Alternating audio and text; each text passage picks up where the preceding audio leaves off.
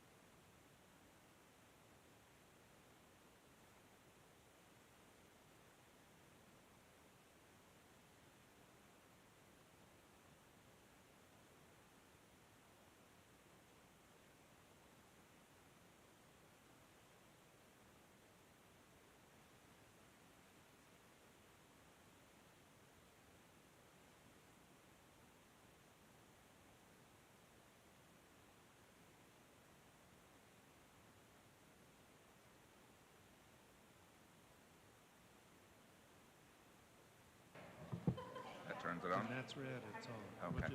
We'll just leave it on. Now, let's step away. Yeah.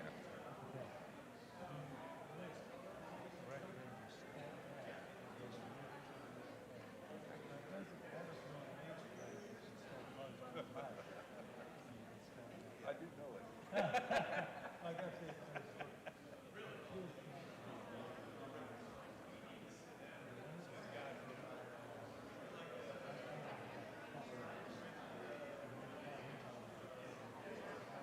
Yeah, you are. Yeah, I am too. Yeah.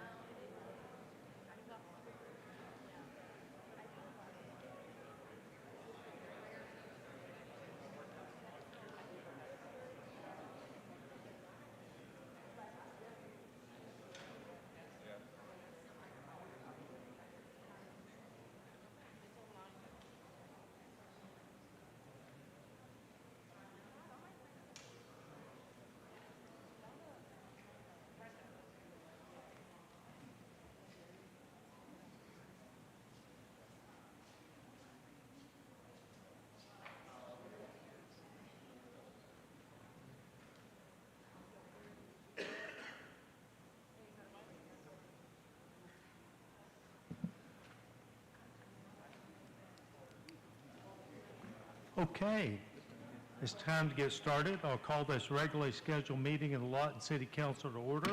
Please stand for the invocation by Pastor James Graham of Centenary United Methodist Church and remain standing for the Pledge of Allegiance. Pastor? Would you join me in prayer? Most holy and gracious God, we come this day asking your blessing upon the city council, upon the business that we do here this night. We pray, Lord, that you would help us to make good decisions, that you would help us to exercise the gift of discernment that you've given us, each one, to carefully consider the measures that are before this council tonight, to look out for the best interests of our citizens, and to do what's right for the city of Lawton. Lord God, we pray for your blessing upon all of us here. We pray that you would be a part of these proceedings and add your blessing to that. We ask these things in your holy name as we come together. Amen. I pledge allegiance To the flag of the United States of America and to the republic for which it stands, one nation, under God, indivisible, with liberty and justice for all. Okay, thank you, Pastor Graham. And if clerk would call the roll, please. Hankins Booker. Chapman. Gill. Yes. Hampton. Uyghur. Williams. Present. Warren. Okay, and a quorum is established. That brings up Freedom Festival Soapbox Derby Awards.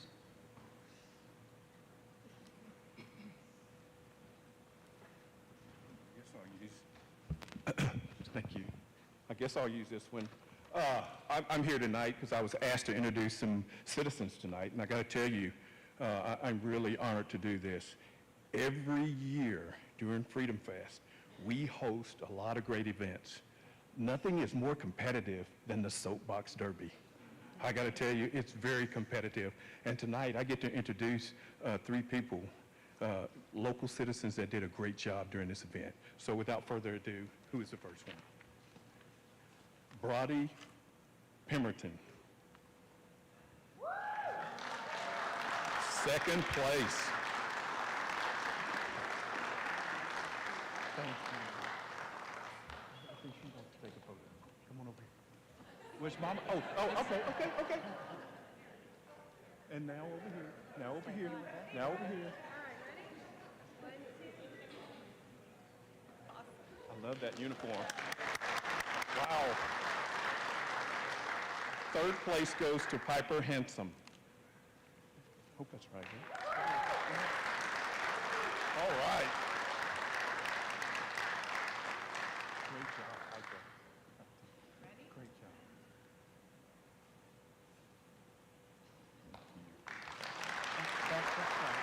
Penelope Harrison. Best of Show, Penelope Harrison. Oh, competitive.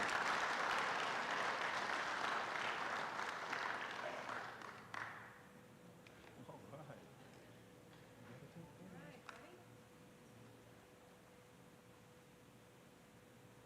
Thank you.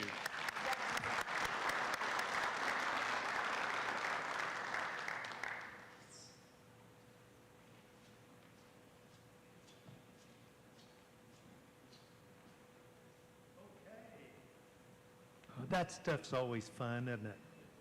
It's great to have it here. Now we move on to the Clean Sweep Award. Is the Blackout Wrecking Crew here? All right, come on down.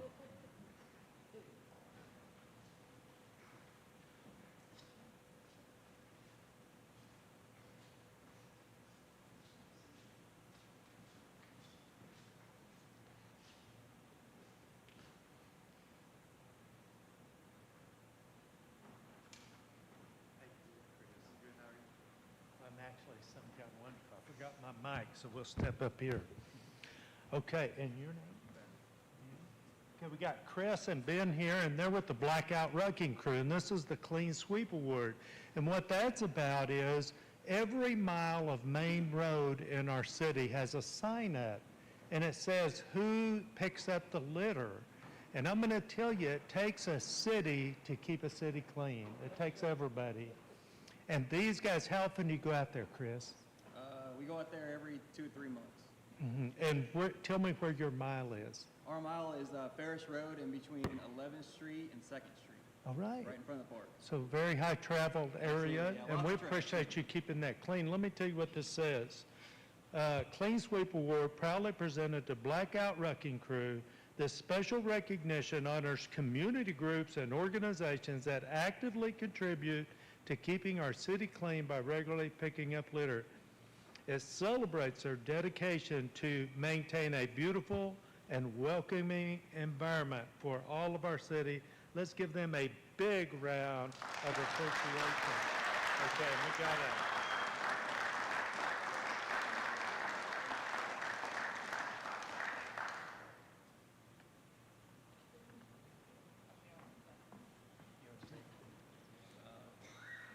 So, real quick, guys, we really appreciate this award and everything like that. And like he was saying, like Ferris is not an easy road to keep clean. So the more people that we have involved in this group, the Blackout Wrecking Crew, the better it is for each of us individually. Sometimes we go out there with 2 or 3 people, and sometimes we go out there with 10 people. So if you have any interest in just walking and helping out with the crew or just getting the community involved, we're a nationally recognized organization here in Lawton, Oklahoma. One of the only ones in Oklahoma that is official for the Go Ruck community. So if you guys have any interest or know anyone that might have any interest, look us up on Facebook, blackoutwreckingcrew.com, or Instagram, or you can contact me directly, and we can get you hooked up. I appreciate you guys' support. Thank you. All right, let's give them another big round of applause. Thank you, guys. Okay, now it's time for the True North Award recipient. Thank you, Mayor. Thanks, guys. That just goes to show you it takes all of our involvement to make our community a better place, and that's who we're going to recognize now as an employee, but he's making our community better. So Austin Dotson, come on down, please.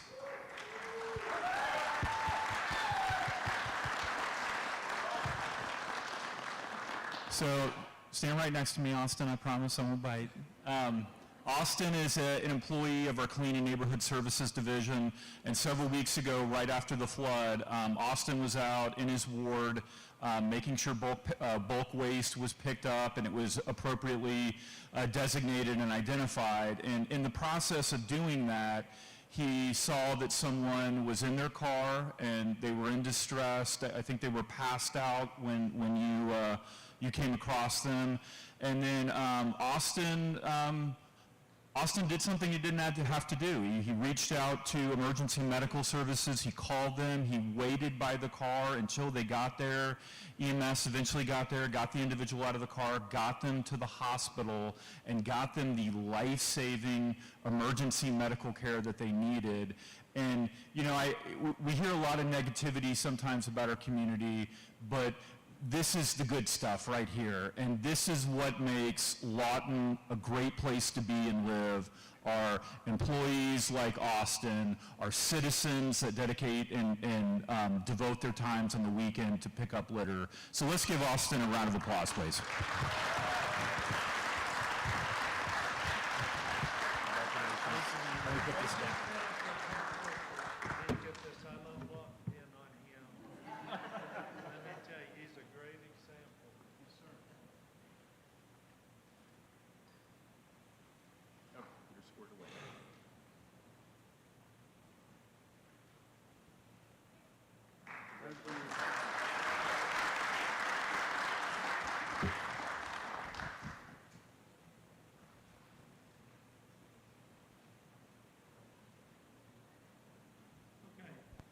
Now we move on to receive a report regarding the Lawton Metropolitan Airport Authority, Chairman David Madigan.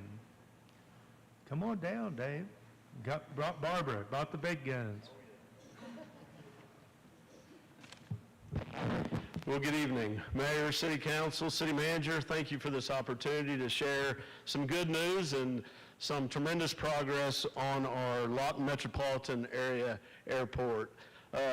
This first slide, I just clicked there you go. This is the current well-diverse trustee group that manages the oversight of the airport. And you can see we've got great representation, again, diverse group from various industries around our community, from finance to private sector to legal, construction, engineering, telecommunications, et cetera. And I'd like to just provide just a little background on our airport authority.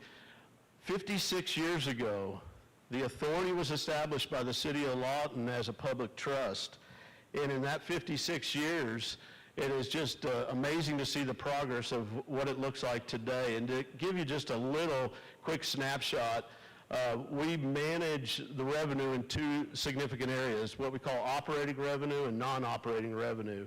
Our operating revenue on an annual basis is what we call our controllable revenue. And this comes from parking fees, obviously inside our terminal. We have leases, right? Commercial airline, we have a restaurant, we have rental car folks that we generate lease income from. And another area that we generate some operating income, many don't know this, but we have the oversight of the golf course from a lease standpoint. Our municipal golf course, Mr. Joe English and Don Ditzworth, they run a great operation over there for us. We also have private hangars on the airport grounds that we generate revenue. And one other item I'll mention is just the fuel. Obviously, when aircraft touch down and refuel, we generate revenue. That annual revenue of $3 million has just grown significantly over this last 5 to 7 years, really exponentially. And I must compliment the leadership of Barbara McNally, our executive director, who, by the way, just celebrated, Mr. City Manager, 40 years as an associate of the airport. So congratulations to that. We also, I mentioned what we call non-operating revenue. This comes from our state and federal grants. And I just want to give a shout out to our state legislators as well as our federal legislators.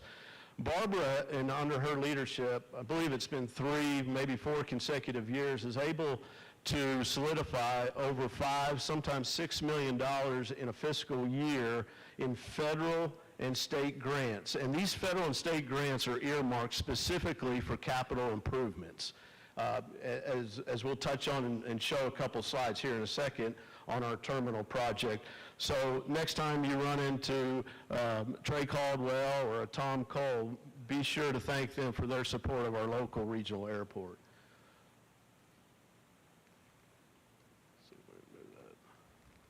Somebody might have to.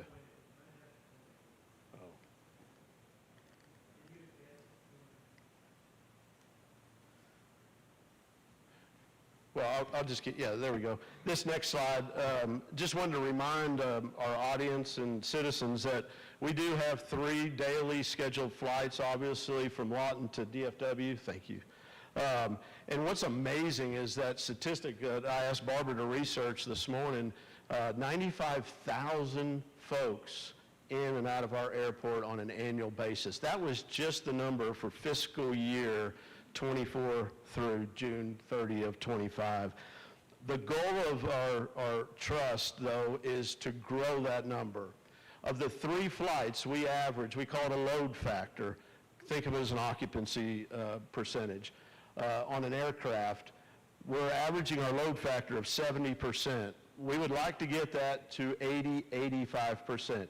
Reason being, obviously, more activity generates more revenue in so many different ways for our regional airport and community.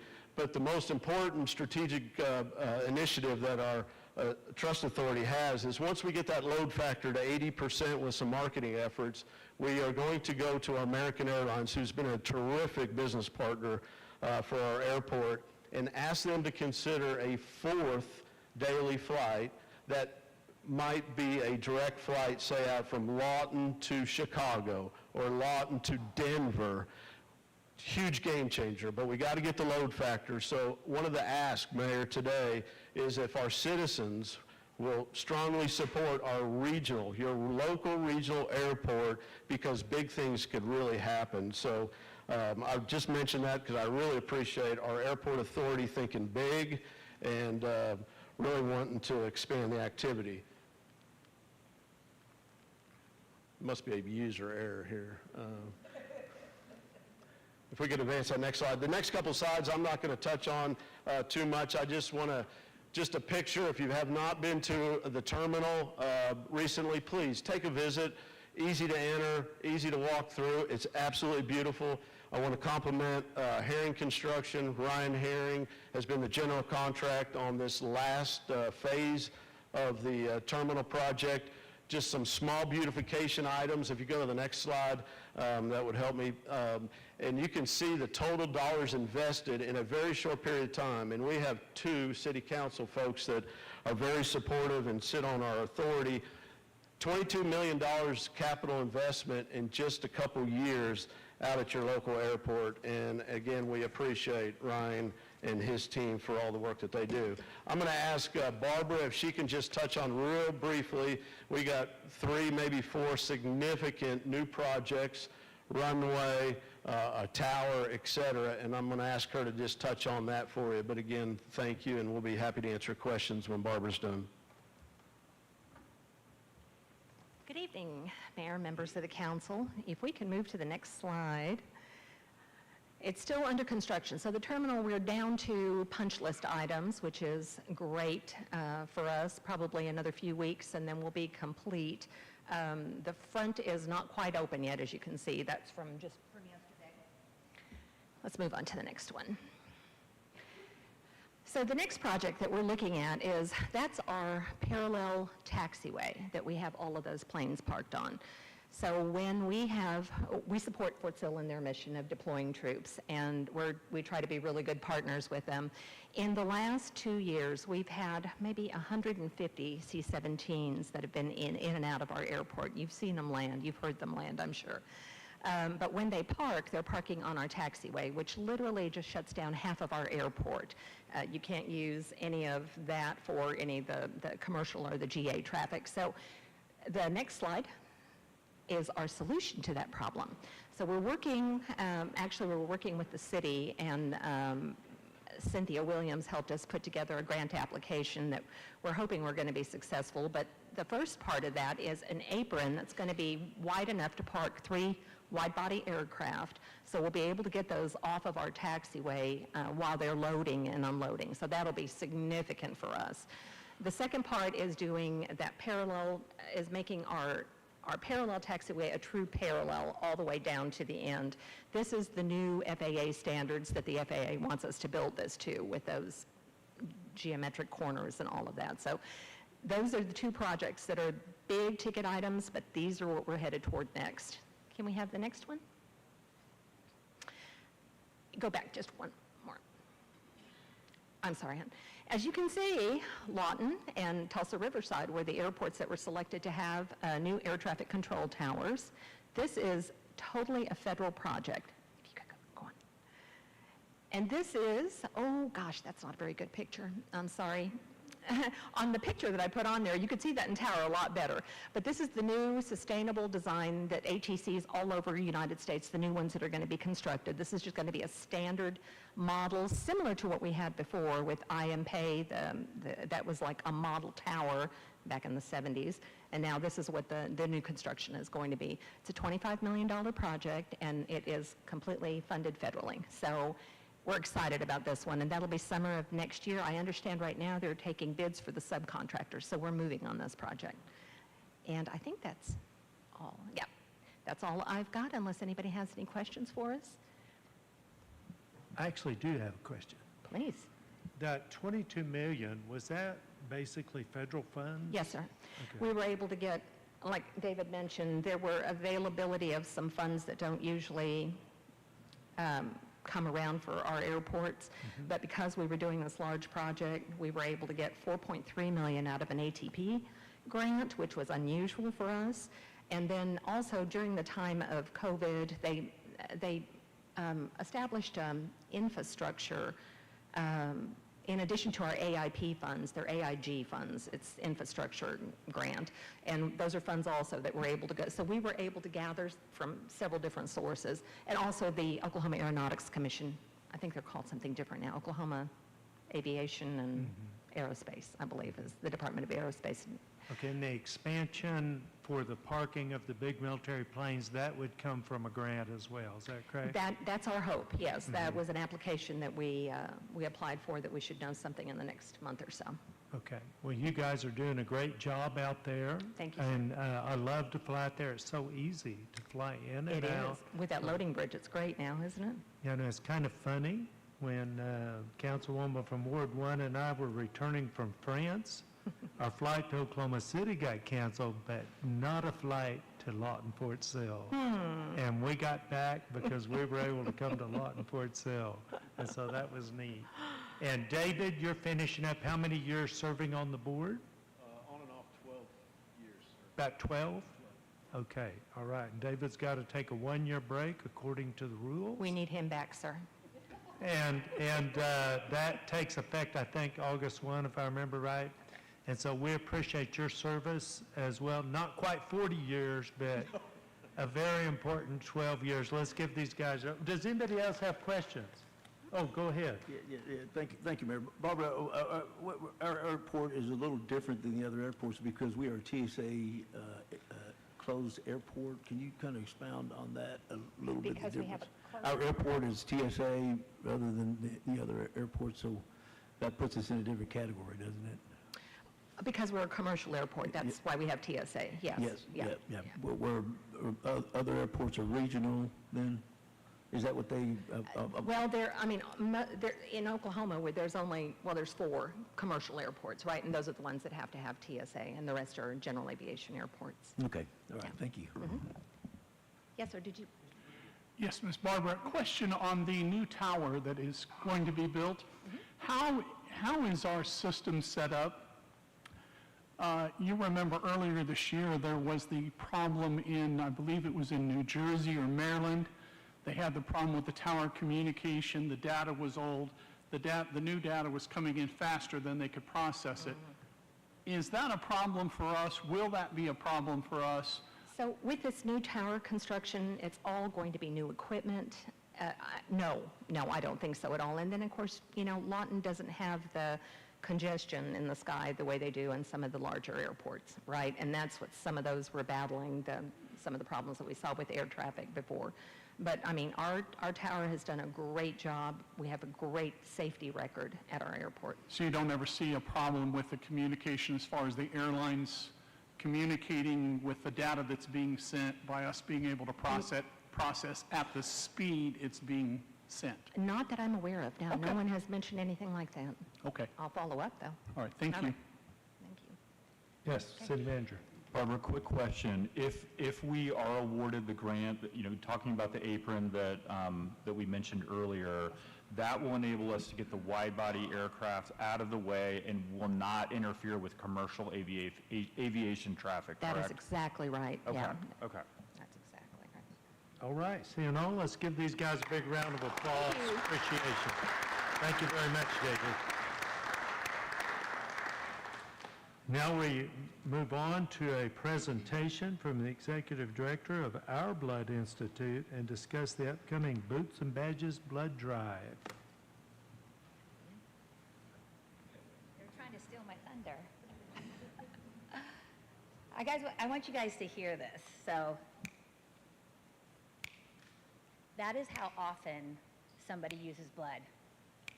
And in a lifetime, 1 out of every 3 people will need blood. So just up here, 4 of you will use blood in your lifetime. So I want you to realize how important blood products are. We are this, OBI, Our Blood Institute, is the sole provider of blood products in all of our Lawton hospitals, but also Duncan, if you go to Oklahoma City, Wichita Falls, we provide all of it. I don't know how, let me check. Do you want to do it for me, or you want? Okay, so one of our biggest needs currently right now is today we went on appeal for platelets. So we're asking people to come donate platelets. We call it liquid gold because we have to use platelets within 5 to 7 days, but 2 of those days are testing. And we use about 700 platelets every single week. So we need people to constantly come in and give platelets. A lot of people say that they can't give blood and they've deferred themselves. So some of you might say, I have diabetes and I can't donate. Not true. Some of you will say, I have mad cow. No, you don't. You can donate, or I've gotten a tattoo. So we're going to ask a lot of you to please come in, and if you can, do I need to get closer? Okay. I'm tall, forgive me. So we're asking a lot of people to come in and donate platelets. It's a little bit of time, and you're helping save lives. Some people don't really understand platelets, but that's what clots your blood. So anytime you shave and you cut yourself, those platelets are what's going to clot it. If you know anyone that's gone through cancer, they use routine platelet transfusions as they're going through their healing process. We have burn victims that use platelets consistently. Obviously, when we have mass traumas, accidents, and even surgeries. As you know, even elective surgeries. So ladies who want their tummy tuck, or if you have a knee replacement, you're not going to have that surgery unless there's blood on the shelves. So we have to have that blood. So coming up this Saturday, we have your boots and badges, and I'm really excited about this because our community is fabulous. I love the heart of the Lawton people. So we're going to do bragging rights here on this Saturday. So it's the police versus the firemen. So we're asking everybody to come out. We're going to have an amazingly fun event. So they've got cop cars are coming out, fire trucks, smokehouse. We have bounce houses for the kids, of course, hot dogs, of course. Everybody loves their Nutter Butters when they donate. So cookies, sodas, Firehouse Subs has helped sponsor it, so everyone gets a coupon for a free Firehouse Sub. And also Hurricane Harbor Frontier City tickets for all donors. So we're really super excited about it. Let's see if I can, can you click it for me? User error there. This just shows you the really darling t-shirt that we have, but we are doing this blood drive in honor of all of our first responders. Our first responders are amazing people that give so much to our community, and we are so grateful for them. Also, we're doing it in honor of the Kerr County flood victims. So we want everybody to come on out and honor those, but also help whoever you want to win, whether it's the police or the fire department, so make sure you mark it. If you are not able to come here to this event on Saturday, if you click it, you can come to our center any of these times and put who you want to vote for, and that'd be great, and also donate some platelets and help save some lives. Does anyone have any questions? All right, thank you. All right, thank you.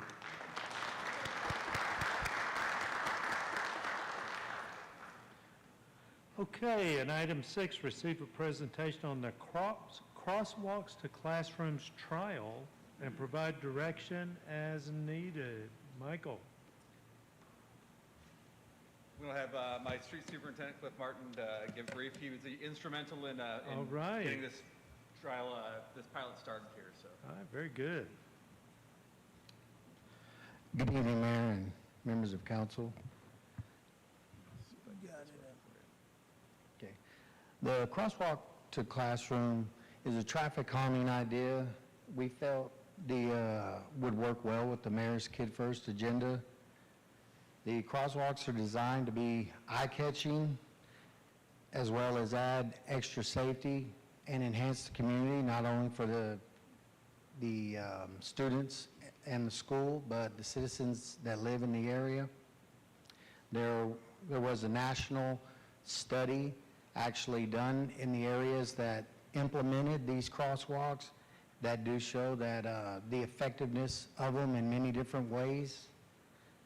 We have recently done a speed study at Hubish Elementary where unfortunately didn't meet the criteria for a speed table, and we felt this would be a good area to pilot this program and kind of get it kicked off and give us a chance to get it started, see how well it's going to work and what we think, and then build on it from there. We've, of course, funding is always an issue. We've reached out to Jason and his team in Arts and Humanity, and they've been extremely helpful with different ideas as well as securing some funding through LEDA and potential donations. So they've got about $2,000 of the $3,500, which will leave us about $1,500 to pick up out of our budget The 3,500 is definitely a small portion, considering the speed table is $7,200. So we feel that's a pretty good trade-off. Other than that, we feel that kind of touches base on all of that. If you guys have any questions concerning. So has this already been done, or you're about to? No, sir. We have not implemented anything. We've just been putting some ideas together. We've been, again, working with Jason and his team in Arts Humanity and LPS to put a design together for Hugh Bish. We've nailed down a design that we felt will work well, and we'd like to kind of get this thing kicked off and get going with it. So I'm going to tell you what I see. I see that the True North has taken effect, and we're finding a way to yes. And I'm going to tell you why I see that, because when I got here 7 years ago, the city was saying no to stuff like this. And they came up with all kinds of reasons, like it was going to cause more traffic, people weren't going to pay attention or whatever. You've given us data that shows it's okay, and you've found a way to yes. And I appreciate, as a taxpayer, I appreciate you finding a way to get the desired effect. I understand it's a trial, but Yeah. we're working on saving taxpayer dollars by getting the desired effect for less money than a speed bump costs. So I appreciate that. Council, Sorry, it's not. I believe Ward 1, Hugh Bish School is getting one of the first ones. Is that correct? That's Yes, what- ma'am. Just making sure that the promise is fulfilled, okay? And Yes, ma'am. so anyway, and I'm anxious to see how that goes, because when I first mentioned that, there were children that were handicapped loading and unloading on the side of the school, what I would call the side, and then the front of the school kids were getting into the buses and stuff. It seemed to like a lot of going on there and a real danger area. So when I first called about that, I was willing to try this. So I'm looking forward to see, when will it be done? Do you know, have a, We do not have a time set in stone right now. Okay. But we would like to get it going as quickly as possible. We're excited about it. We're hoping to be able to continue to build on it. So we're excited just as much as you are. okay. And I think as a council member, I get about as many calls wanting speed humps as about anything. So I don't know whether those can be used in different areas or not to slow down traffic. Maybe it's a little different than the school. So I'll be interested to see what you guys say about that, because I think all of us get a lot of calls for speed humps. So anyway, that's my 2 cents. are you planning on getting it done before school starts? I don't know if we'll be able to get it done quite that soon. We've got to order the product and get everything in. We haven't ordered anything yet. But if not, we're hoping to get it done shortly after. Okay, all right. Any other comments? Nobody's jumping at getting it done by their schools, but I bet you will when it's done, because it's going to be way cool. Thank you, guys, and thank you for finding a way to yes. And City Manager, thank you, because you promote that attitude. Find a way to yes. Thank you. Thank you.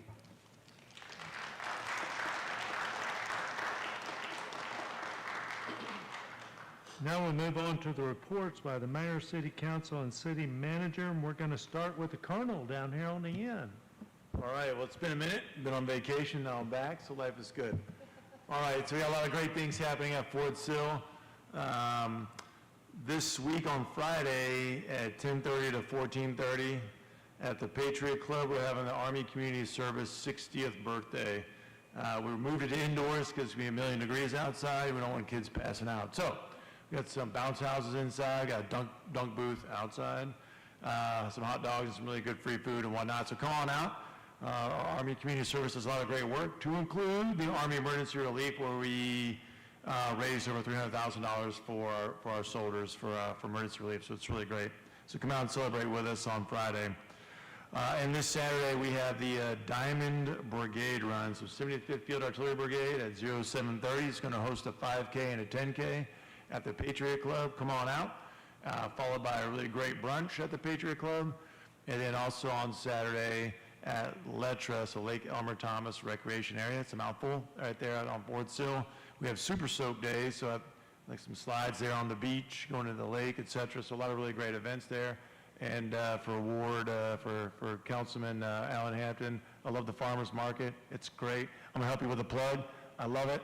It's a really great place to be. I get fresh vegetables there just about every week, so, and bread. It's awesome. Thanks.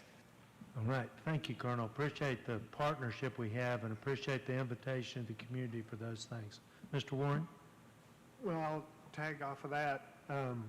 Evidently, I got to if you're going to go to the farmer's market, you got to go really early, because if you don't, then Alan's going to get everything. So I got there early enough that I got some, what is that bread? Sourdough. Some sourdough bread. It's got olives in it. Who'd have thought? It was awesome.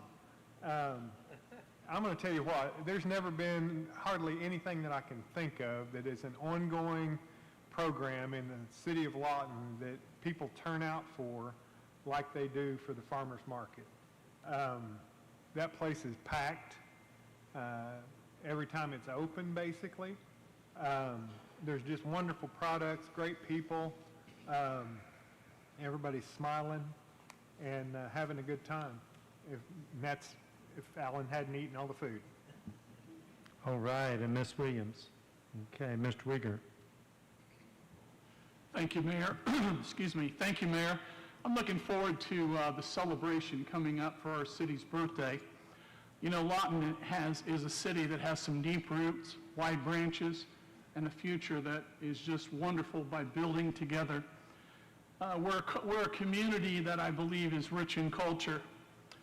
We've been shaped by the tribal sovereign nations, as well as looking to our military families that have been a part of this city's history. And while I look at that, I see the rest of us who have come literally from around the world. And we've brought all these things together, and it's made Lawton who we are. And that truly is something to celebrate. And I believe that God has blessed this community in that sense, that it's given us a very unique shaped future. I often hear our mayor say, "I love Lawton." Well, sir, I want you to know we do too. And looking forward to this day of celebrating our city's birthday. And I pray that we continue to grow as a city, but grow into something much deeper. Something that, as a result, takes our identity, builds on a story that we all have a part in. Galatians 6:9 says, "Let us not grow weary in well-doing, for in due season we'll reap if we faint not." Looking forward to the city's birthday coming up. Thank you, Mayor. All right, thank you. Mr. Hampton. Well, all the steam has been taken out of the farmer's market. I will tell you, though, I'm still taking my lion's mane. Just want to give a little plug for that stuff. That stuff has really helped me with some memory stuff as I'm getting older. I don't look 70, but I'm 70. And that's really helped me as far as with fatigue and everything. There's just so many things down at the farmer's market, and they're right. It is fresh vegetable time right now, and you need to get there early. I always try to get the green beans and okra. Not everybody likes those, but those sell out quick. Anyways, two other points. I have some ongoing projects that seem to be taking too long for me, but sometimes things take a long time in Ward 5. Some projects in Ward 5 that are going on. I appreciate the patience of the citizens. We are getting them done, and we're in the middle of making sure the studies are done for traffic stuff and some of the other issues. But please be patient. We are working on those. And then the last open street was a hit. We got another one coming Saturday, September the 20th. So mark that down on your calendars. Our fall open street will be coming. Thank you, Mayor. All right, Mr. Gill. Just a quick update on the roads. As you know, 38th Street between Gore and Lee is well under construction, and we will be going out for bids probably any day now. The plans are complete on starting on Lee Boulevard at 38th Street going west to 52nd Street. So our road program's moving along. We'll be looking at the 105 roads here coming up soon to get those out for bid also. Thank you. Ms. Chapman. Mayor, Council, I want to say thank you to the city employees who are out mowing all of the hundreds of miles of drainage areas that we have in Lawton. I know that I had been getting a lot of complaints and concerns about that. And sometimes when I have a drainage area behind my house. I know how tall all that went, but that's not all the area, just in my little kingdom. And sometimes we have to see the big picture of what all of our city employees are having to do. And I really appreciate, because Ward 3 is getting cleaned up and mowed, and I appreciate the patience and understanding of people getting this done. We have a great team, and it's hot outside, and there are mosquitoes everywhere, but they're out there helping our city look better. All right, and the councilwoman from Ward 1. Well, I was going to talk about grass also, so I'll try to be brief so we don't repeat. But this week I had a constituent call. Mr. Parks is looking at me because the grass was really high, and the house next door to it was well kept. And so I'm sure, you know, that doesn't go over very big. People were moving out of that house, and there was trash on the ground in front of the house. And here this person that keeps their yard really nice and everything called me, and I called Mr. Parks, and Mr. Parks got right on it. But what I found out is that the owner of that property jumped in and did all the things that he should have done, whatever. And it's just gone really well. So working together, and but I did want to remind people that just if you're a landlord or you're a corporate owner of a house, that doesn't mean you're not responsible. Isn't that right, Mr. Parks? So be sure and keep up your place. All right, city manager. Mayor and council, unfortunately I have a little bit of bad news, and our esteemed finance director, Rebecca Johnson, will be leaving us this week. Friday is her last day. She's moving on for personal reasons. But I wanted to publicly recognize her, one, because, you know, she's a great employee, but two, she really was very instrumental in catching us up on our audits, which at the time she began her employment with the city, I believe we were 3 fiscal years behind. So, you know, that was a absolute amazing job. And done in such a very short period of time, and we're very appreciative for your service, so thank you. So please give Rebecca a round of applause.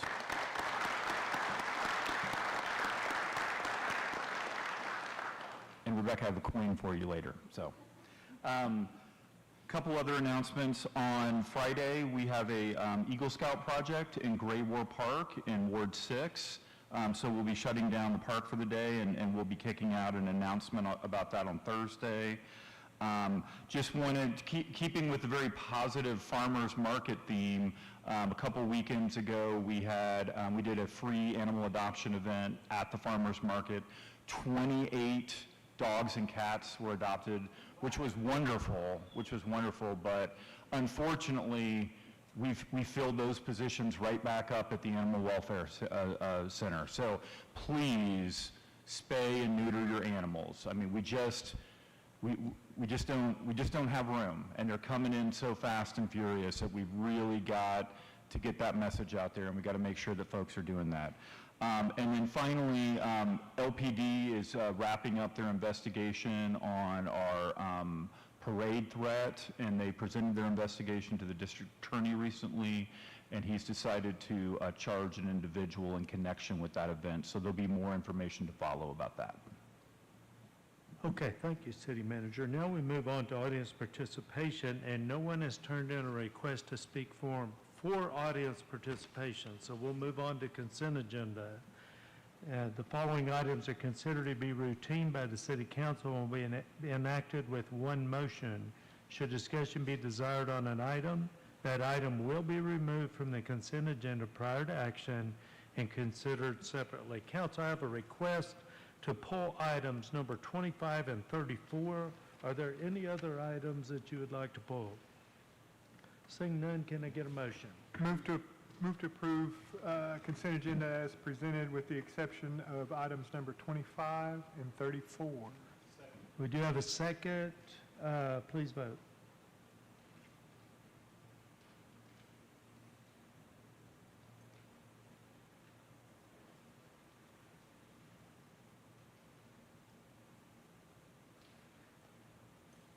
Consent agenda carries 7-0, bringing up item 25.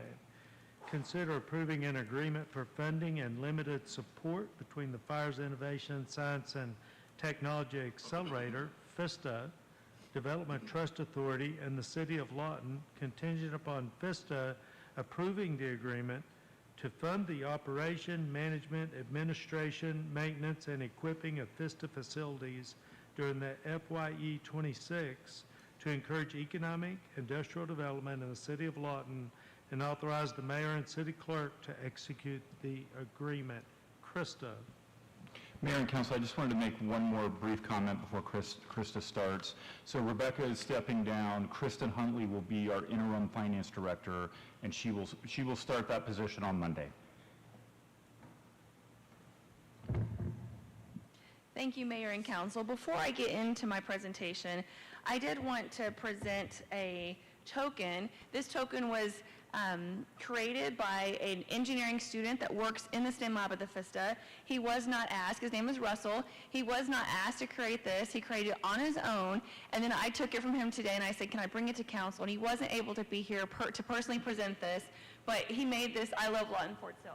And you are presenting that. You know, I gave my pen away earlier, so I'll pin that on right here on my lapel. Thank you very much. That's great. That is 3D printed in one of our 3D printing labs. Russell is an engineering student at Cameron University and also works in our prototyping lab at the FISTA.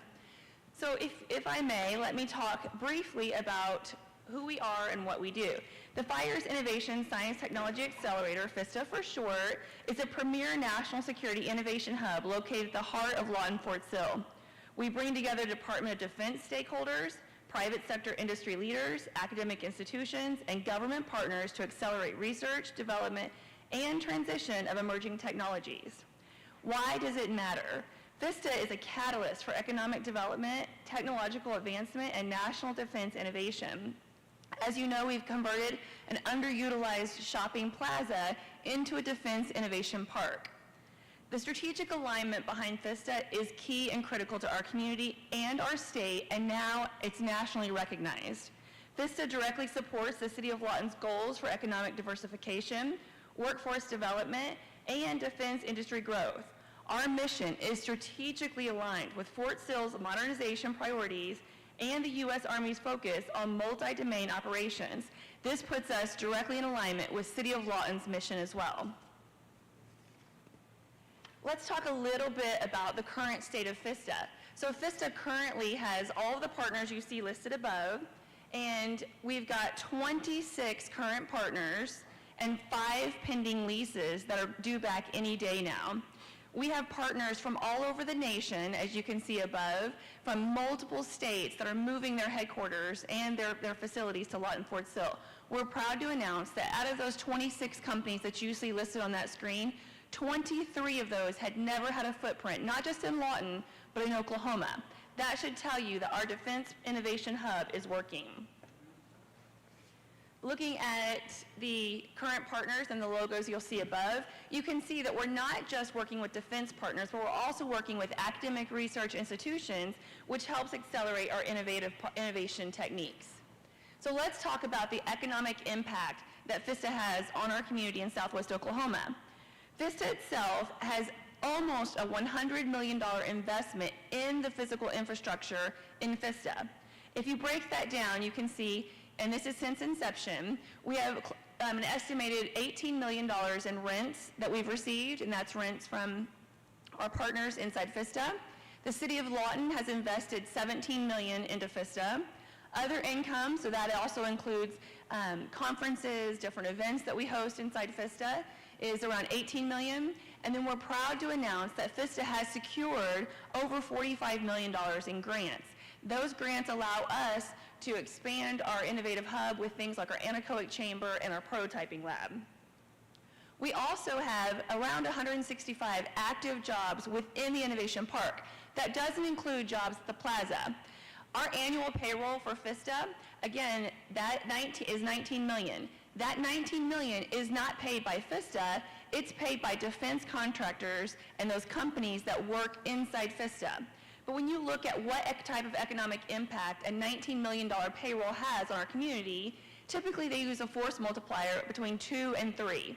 So when you look at 19 million and multiply it times 2 to 3, the economic engine and economic impact of FISTA year to date is between 38 and 57 million. I'm sorry, not year to date, annually. So FISTA is having an economic impact annually in our community between 38 and 57 million. We're also excited to announce that we've had 11,055 visitors inside FISTA from over 40 countries. I can't think of a time in recent history where 40 different countries have visited Lawton, Oklahoma, Lawton Fort Sill, within the last 12 months.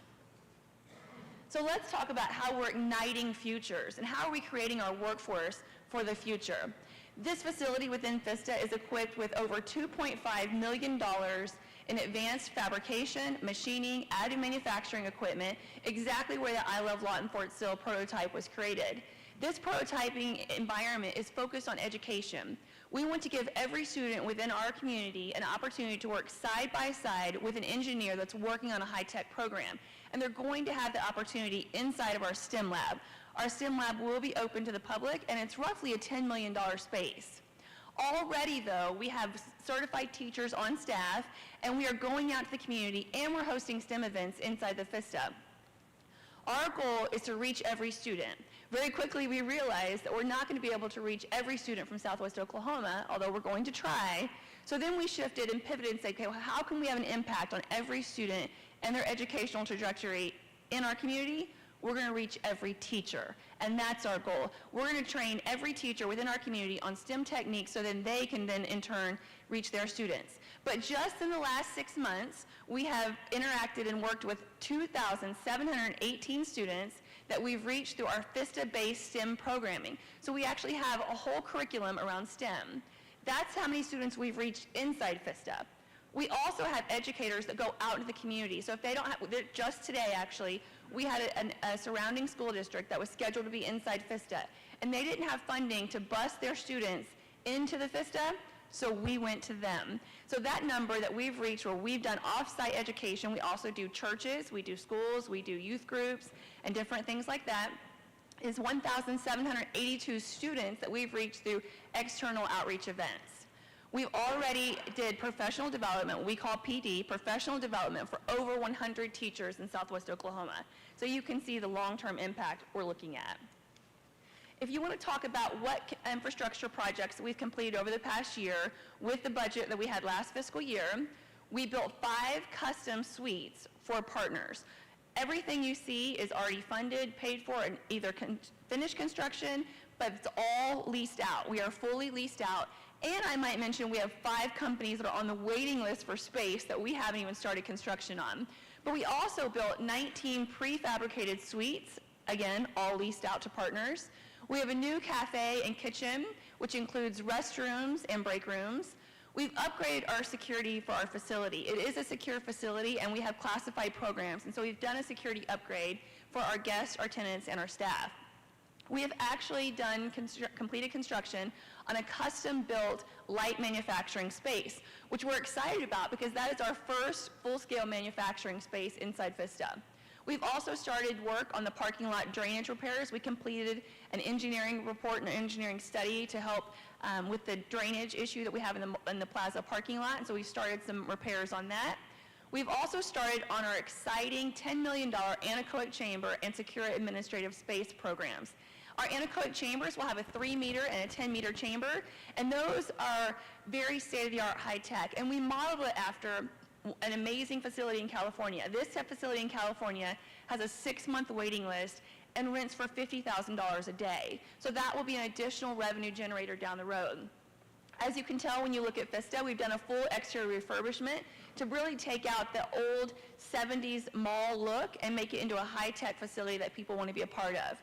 We also are partnering with the City of Lawton to do a $2 million lighting upgrade along I-44 and Rogers Lane. We identified that space because that is the gateway to our community when we have people coming and going from Fort Sill or coming from the airport in Oklahoma City, so that infrastructure and lighting upgrade, FISTA is transferring that money to the city. We've also completed conference centers that tripled our convention space and allowed us to host the Fires Conference in April, which had 1,500 people per day from over 40 countries. Okay, let's talk about what's next on the horizon. We're under construction on a 27,000 square foot STEM lab that will open October 1st. That will allow us to further expand our outreach in the community. A 7,500 square foot administrative space, the 2 anechoic chambers I mentioned, will be FISTA's first brand new freestanding construction. Again, that's fully funded through FY24 funding, and so we're working on that now. So that'll be our first brand new freestanding construction. We also are in the middle of a renovation of our conference space. And then as you are tracking, and we are very excited, one of our partners, Firehawk Aerospace, which has been a FISTA partner for 2 years, has committed to a groundbreaking project where they're 3D printing rocket fuel in 320 acres in a production and testing facility. That'll bring 100+ jobs on day one. We also have another partner expansion that we're looking at, which has to remain unnamed, but we're in the process for site selection for that facility. And from day one, that'll be a 250,000 to 500,000 square foot advanced manufacturing facility. And so we are in the final stages of site selection for that. Our key is let's keep building together. Without economic development, without workforce development, where do we go next? So we want to stay focused on that. And we want to say thank you to our mayor, our city council, the citizens of Lawton for investing in our future and allowing FISTA to grow. I'll pause for questions. Councilman Gill. Well, I think you explained it rather well. FISTA is really important to Lawton, and I asked her to come tonight to present this to the council. And I didn't know you were going to do such a good job. But You give me the floor, Mr. Gill, I'm going to take it, right? You did, absolutely. I appreciate it very much. And at this time, I will make a motion that we enter into that agreement. Okay, we do have a motion to approve the agreement. Is there a second? We do have a second discussion. I've actually got some questions. Please. I'd like for you to go back to that, where you had the little bar chart kind of thing that said what percent came from the city of Lawton. Well, it wasn't in percentages, but. And while you're trying to get there, tell us about the foundation. Yes, thank you, Mr. Mayor. So the FISTA is actually created, or members of the FISTA Trust Authority, which some are here tonight. Mr. Madigan, thank you for your service as our treasurer. And so the FISTA Trust Authority members have stood up an independent 501c3 FISTA Foundation, which has been funded by actually many partners within the FISTA and the Cameron Partnership, and we started a scholarship endowment fund. So the FISTA Foundation is about 6 months old, and we've already raised close to $500,000 to give back in our community. And the FISTA Foundation's goal is to make sure that there is no child within Lawton, Fort Sill, and surrounding areas that doesn't have equal access and equal opportunity to education in the STEM environment. And so with that scholarship endowment fund, we can start awarding scholarships next year. It's also going to open up new doors for new opportunities to give access to innovative technology and equipment within our environment. Wow, $500,000, that's amazing. Okay, let's talk about this chart, because I think it's important. Yes, And sir. I think it's important that the citizens see it, and I don't know that they have, but what I'm seeing here is out of $98 million, $17 million has come from the city of Lawton. $45 million has been grants, $18 million other income, that's probably the insurance claim. Correct. The roof, to replace the roof, costs more than the building. than Yes, we I was paid for told that we have the building. largest claim in state history. And then rental income, 18 million. So you've $98 million over the life of FISTA. How many years? 3. 3 years. 3 years since inception, or 4 years since inception, but really 2 years operational, because Okay. 2 of those years was construction. All right, and only 17 million from the city. And I will say, Okay. Mr. Mayor, if I may, that $45 million that you see in grants are grants that have already been awarded and we're in process of. We have over $20 million additional grants that we've applied for that we're expecting to see this fiscal year. Okay, now, you threw out a number that I think wasn't on your chart, but up here on the upper right-hand side, you've created 165 active jobs within the Innovation Park, Yes. 19 million annual payroll, and I think you said an economic impact that maybe wasn't on a slide. Yeah, the state identifies economic impact of the annual payroll to be between, a multiplier of between 2 and 3. And so the economic impact of a $19 million payroll would be between 38 and 57 million. Now, I do want to point out that chart, that's 95 million, is year to date. The 19 million is the annual payroll that our contractors, that our partners at FISTA pay for their employees inside FISTA. But the annual economic impact is estimated between 38 and 57 million. Annual Annual. Yes. impact, 38 to 57 million. Thank you. SCIF, I didn't hear you mention the SCIF, did I? Yeah, so the Your SCIF question. is technically called Secure Administrative Space, and that is grant funded through 2 different programs, and it'll be one of the largest SCIFs, and it'll be in partnership with Fort Sill, and we've awarded that construction at our last July board meeting. Okay. Any further discussion? Thank you. Yes. Krista. Let's vote.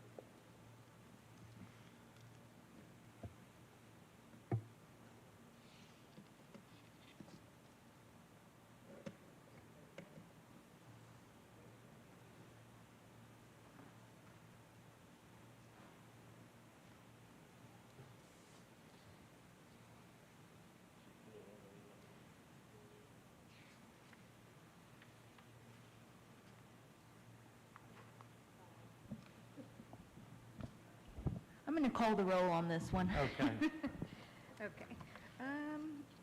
So we had a motion by George Gill and a second by Randy Warren. Hankins Booker? Chapman? Gill? Yes. Hampton? He stepped out. Okay, stepped out. Uyghur? Yes. Williams? Yes. And Warren? Okay. Motion carries 6-0. Bringing up item 34, receive a traffic report and consider the installation of traffic control measures in the form of stop signs at 6414 Northwest Elm Avenue. Michael? Good evening, Mayor, Council. So this particular item is for Elm. Traffic calming request was put in, a study was performed, met the Streets, Bridges, and Building Development Committee. The recommendation was for stop signs on this location because the criteria was not met for speed tables. Any questions? Okay, so the recommendation is what? Stop signs. The recommendation is to do it. Is to put in stop signs at the intersection. Okay, any discussion? Any motions? Move to approve, a second. We do have a second. Discussion? Please vote. We're calling the roll. Here we go.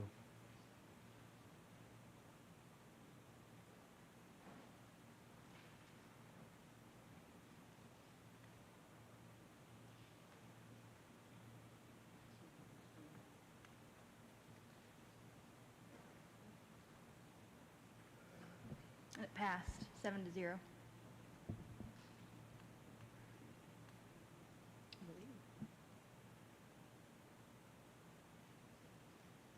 Did everybody vote on that?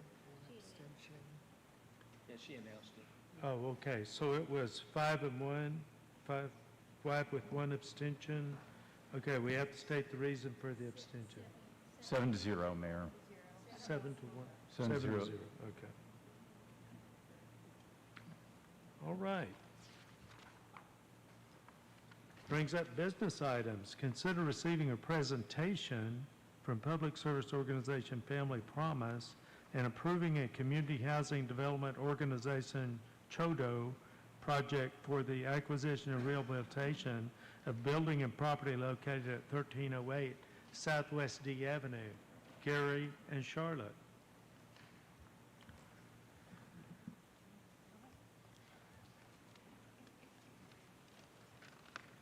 We're going to receive a presentation from Family Promise on a CHODO, which is a community housing development organization.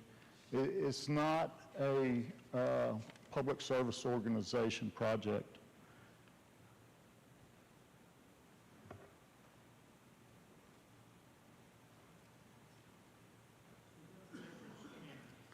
difference between a CHODO and a public service organization, because the agenda item says public service organization and CHODO. So Family Promise is one of our public service organizations, but they're also a certified CHODO with HUD. It's a different certification than just the regular PSO. So there's specific money set aside for the CHODO projects that we have to put aside each year for our grants. Okay. Yep. Okay, so Michael, are you up? Sure. If you're ready, yeah. Sarah, I'm going to start making our way up here. I didn't want to cut Gary off. Did you say anything you want to say, Is there anything Gary? else you'd like to add? No, sir. No, sir, okay. All okay. right. First off, I want to thank you for the opportunity to introduce CHODO Project Promise Kept. My name is Michael Town, the current board president for Family Promise of Lawton. Roughly 4 to 5 years ago, this was a random idea tossed out during a board meeting on how to fund our future. In the beginning, it was a simplistic idea of rental income to offset our operating fund. Fast forward today, it has grown on a scale not only in terms of the number of people that we plan to serve, but more importantly, the services needed to improve their lives so that they can become proud and productive citizens of our community, ultimately empowering them to achieve home ownership. After extensive review, debate, and even cross-checking with AI and ChatGPT, the board is excited to be presenting this plan today. We believe this fits perfectly with the Kids First Homeless Action Plan, and it is my honor today to introduce Sarah Savek, Executive Director of Family Promise of Lawton. Her passion and leadership has taken us from how do we survive for another year to how do we maximize our impact. Sarah? Thank you. Hello. I'm going to make sure this thing works. I'm not going to get for that trap everybody else has done. Okay, good to go. Thank you so much for giving me an opportunity to talk to you today about my dream. We are going to call it Promise Kept. It's a CHODO housing proposal that leverages existing funding, strong partnerships, and a proven stabilization model to create a pathway from shelter to home ownership. Let me show you how. In 2024, Family Promise of Lawton became a HUD-certified CHODO, joining a select group of Family Promise affiliates nationwide to earn this federal designation. We're one of 15 throughout the entire nation. During that time frame, we also created a small stabilization program focused on keeping families stable after they left our shelter. This program was even more successful than we anticipated, and the Pretty Foundation out of Texas recognized that success and fully funded the expansion of that program through the year 2026, allowing us to integrate things like AI-driven solutions that speed up crisis response and help us track outcomes in real time for smarter, faster interventions and better data that's specific to Lawton. So the landings is a perfect place to help this come to life, if it'll work. There we go. Yes, it looks rough. I definitely can tell how rough it looks. So this building needs everything imaginable fixed in it.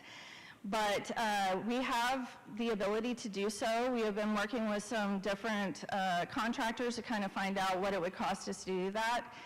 And as of now, it also, the other thing that makes it an interesting location is that it sits directly in front of the Engage community project with Salvation Army. So we'll be sharing like a backyard area, and that's been kind of problematic for the current owner because they haven't had many people interested in the property. But Family Promise uses it as an opportunity for us to collaborate and be able to do outreach programs together with the properties being connected. Okay. All right. And this project will meet HUD's 20-year affordability requirement through recorded securing instruments, such as a mortgage and a land use covenant. All of these legal instruments will be guaranteed to be properly executed and recorded in a way that makes them easily identifiable during any future title search or ownership transition. In addition, our organizational succession plan will include all detailed operational and legal guidelines to ensure that the affordability and the compliances are maintained regardless of any leadership changes. Unlike the scattered site units that blend into the private market, Promise Kept will be visible and branded as a Family Promise of Lawton asset, making it publicly identifiable, so it'll be part of our programs and it'll be permanent. We are fully committed to transparency and will collaborate with the City of Lawton to define a reporting structure that aligns best with both HUD compliance and the city's internal needs. We are also prepared to participate in monitoring reviews as needed. In addition, we'll be collecting impact data directly from Lawton that will support future federal audits, public accountability, and grant applications, ensuring that this project continues leverage funding way beyond an initial investment. Okay, this project is estimated to cost about $540,000. This would include rebuilding 11 residential units and restoring an on-site office and laundry facility, covering administrative costs as well and incorporating a reasonable contingency. The City of Lawton has already agreed to a $300,000 CHODO contract with Family Promise and have already put their trust in us in that regards, and we didn't have anything come up that was affordable, but during that plan we were hoping to get 5 units of low-income housing for the community. But for an additional $240,000 in CHODO set-aside funding, this will allow us to double that number of units. So we will actually have 11 instead of 5 from the original contract. And that brings down each unit to $41,000, which is way less than the $60,000 per unit cost that we were going to do with the scattered site model. And also with one location, we reduce overhead, we simplify property management, and we can improve the service delivery by having an on-site centralized case management office there. It also creates a stronger sense of community for our families while increasing safety for the neighborhood. Our goal is to deliver high-quality, affordable housing with full accountability while transforming a long vacant building into a safe, clean, and stable community asset. This project is intentionally designed to go beyond affordable housing. It's a launch pad for exceptional families who are ready to work towards home ownership. We're building a homeowner's pathway. With intense case management, families will be working on job stability, income growth, budgeting, and repairing their credit. And we also plan on reporting all of the rents to credit bureaus, which is something that most places don't do, will help them get closer to qualifying for a loan. Next, we will connect the families with down payment assistance through home-funded programs that are already established within the city and plan partnerships with places like Habitat for Humanity. We've been throwing around a lot of ideas for that, and together we want to build a process that aligns our program with Habitat's program expectations, ensuring that any family can transfer from one program to another. And this model will complement the city's vision to empower, not enable, turning short-term support into long-term community investment. These are families who will stay here and invest here and contribute here. They'll pay taxes, they'll support local schools, and they'll spend their money right here in our city. Rental income from Promise Kept will generate revenue that will cover nearly 1/3 of Family Promise's current operating budget. That means less reliance on any short-term grants here and local funding, and more focus on building programs that will last and make an impact over a large amount of time. Right now, most affordable housing here in Lawton, outside of what the Housing Authority owns, is owned by out-of-state investors. That means that millions of dollars in federal housing money leaves our city every single year. This project intends to keep some of those dollars here and reinvest them into Lawton families and strengthening our local economy. And this one should be the favorite one for the mayor. The city's Kid First Homeless Action Plan prioritizes transitional housing and supportive services and long-term outcomes for families and youth. This project can deliver on every single one of those goals and does not require any local tax dollars. We are offering housing, which isn't dorms or shelters, with on-site case management that promotes stability, safety, and accountability. And our stabilization model focuses on job growth, credit repair, and future home ownership, removing the need for long-term subsidies. We're not talking about families that are going to sit there stagnantly in these properties. We're talking about setting them on a path where they would be able to have their own home. We're not proposing anything that's a new strategy. We're just trying to bring a solution together that advances the city's plans while protecting public investment and promoting public safety. So why us? Why Family Promise? Well, we've been serving the community since 2009, and even as a smaller affiliate, we consistently rank in the top 80% of Family Promise programs nationwide, hitting and exceeding every major benchmark. We already are HUD certified as a CHOTO, and we bring something really unique to the table, and that's me. Before my life in a nonprofit, I worked as a real estate agent, and I personally managed over a 995-unit portfolio through Berkshire and Hathaway and Coldwell Banker. And I maintain, even though it's inactive, I maintain, but in good standing, a real estate license as well. And just as important, the case management for this project is already paid for. Pretty Foundation has invested enough for us to sustain it all the way through 2026, meaning that these families will immediately get stabilized and have long-term support as soon as we have the facility to do so. So 5 years ago, like Michael was talking about, we did make a strategic decision to pursue housing revenue to a path to sustainability for Family Promise, to have something that we could take the pressure off of city funds, take the pressure off of local grant givers, and all of our local donors as well. And this is going to be a really good project to see that come to vision. So I also threw in, we always have taken our responsibility in housing justice very seriously, and we want to protect the integrity of the process and work with the City of Lawton. So, we're ready. Let's do this. We are respectfully asking for your support to move forward and for a yes vote granting permission to proceed and possibly access to additional CHOTO set-aside funds as needed. Questions? Okay, thank you. That was a good presentation, and I do have some questions, and I think there's some others. My main concern, this is probably my number one concern, is that we protect local dollars. Now, these are federal dollars, but if what happens if what's supposed to happen doesn't happen, then the local citizens have to pay it back.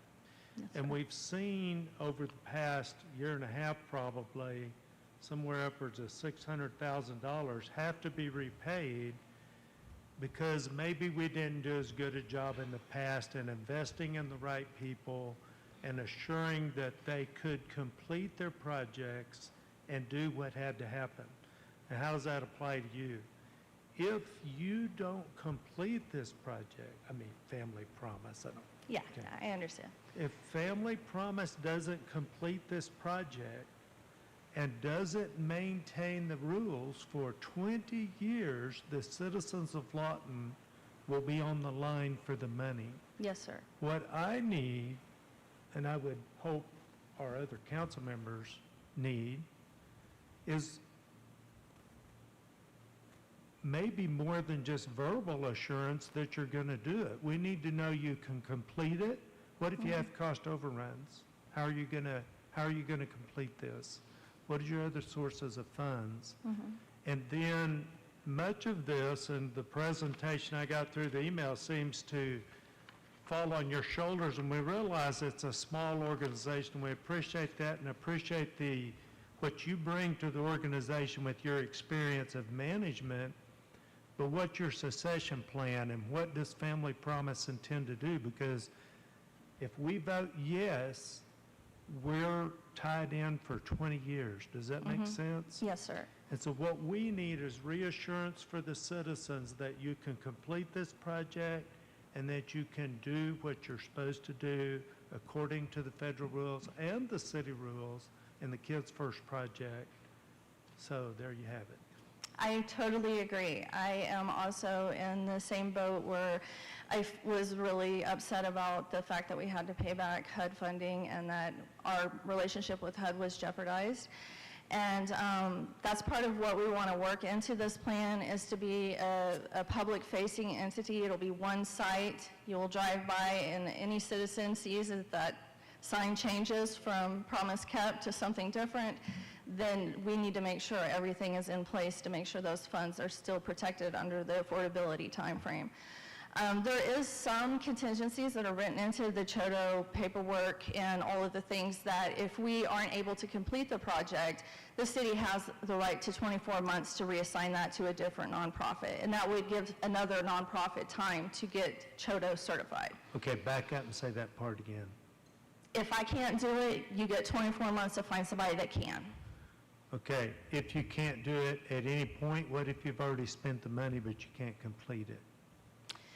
I think that we would definitely be planning it with all the way out, so we would have plenty of foresight that we weren't going to be able to finish the project. I spent about 2 hours today with CDBL talking about different ways that we could strategize this and reduce costs, but still maintain like a good site and a way for the rental to stay intact over a long amount of people using it. And so we've already been kind of looking at different things, and I realize that some of the funding looks very low right now, and I do realize that.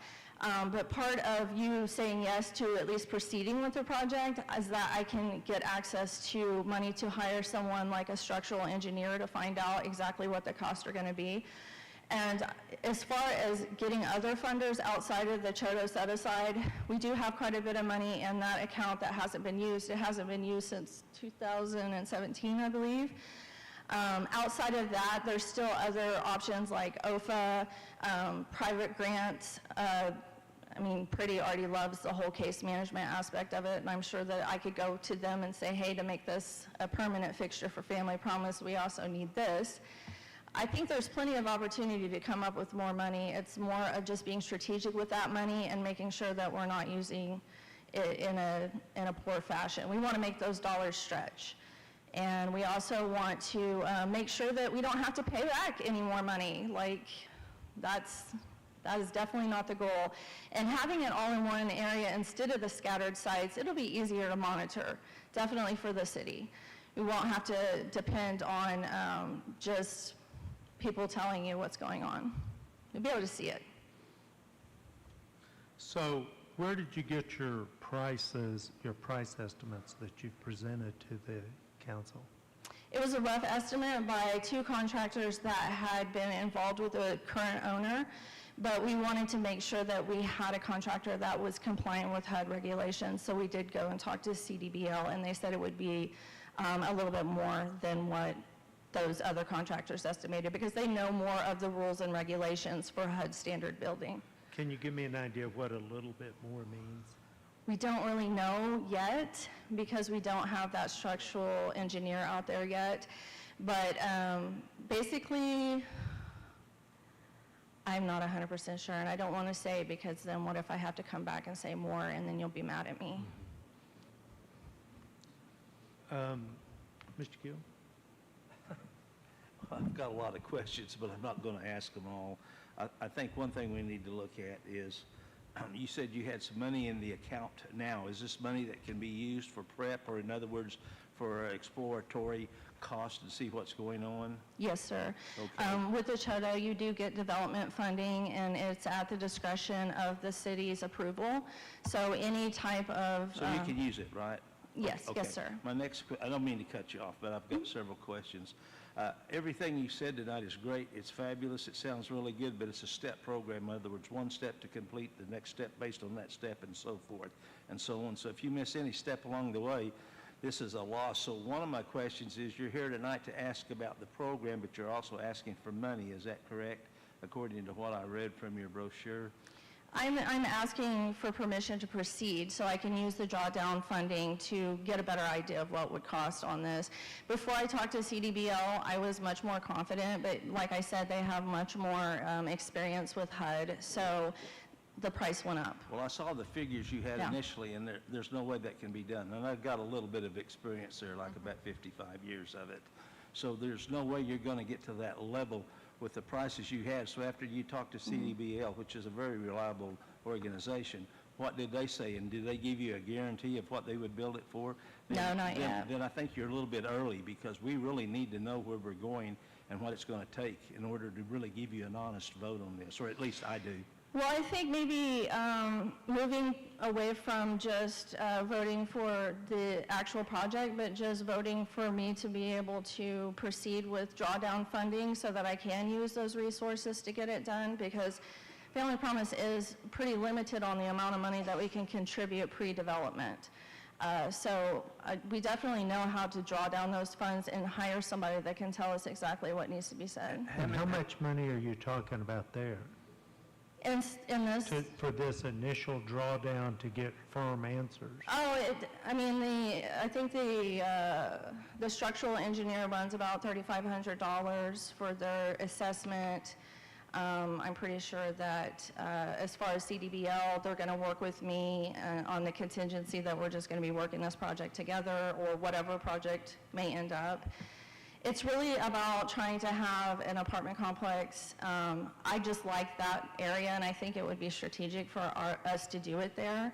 It doesn't have to be that. I'm willing to... Are you telling me that 300,000 doesn't qualify for that? You need additional funds to qualify for getting that? Yes, sir. Is that correct, Charlotte? Yes. Do you, how many square foot, and how are you going to use that complex? Are you going to try to use the complete complex or just part of it? We're going to keep it at one story for 11 units. I understand Yeah, that, but yeah. you've got a lot of square foot going all the way around in a square. Are you going to redo the complete thing so you don't have new here and old burned out here? Oh, yeah.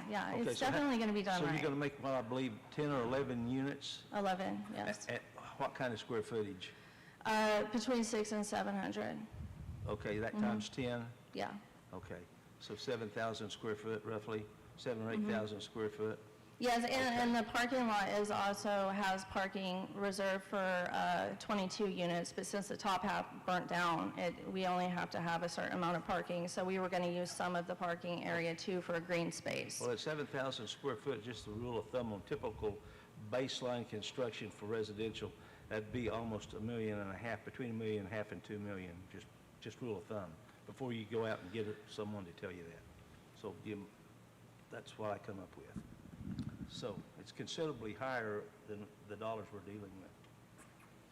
Well, the really cool thing is that I really want this, and you guys would be really helpful, and if we work together, we could figure something out to get some low-income housing here for families. So I really want to find a way to say yes to what you're doing. I'm a little concerned that we've got to invest, what was the total we need to invest to get to a place where we can make a decision? I would say $3,500. $3,500? Mhm. Okay, now, if the council votes for that 3,500, we have till September 27th to expend 42,000, or we have to pay it back, right? Yes. It's not pay it back. Yeah, we just lose that funding. Okay. We don't, it hasn't been spent, we don't have Okay. that money in our bank yet, so Okay. we would just lose it. All right. And I'm gonna yield to Ms. Williams. Go ahead and ask your question. You said you had some funding somewhere. How much drawdown funding?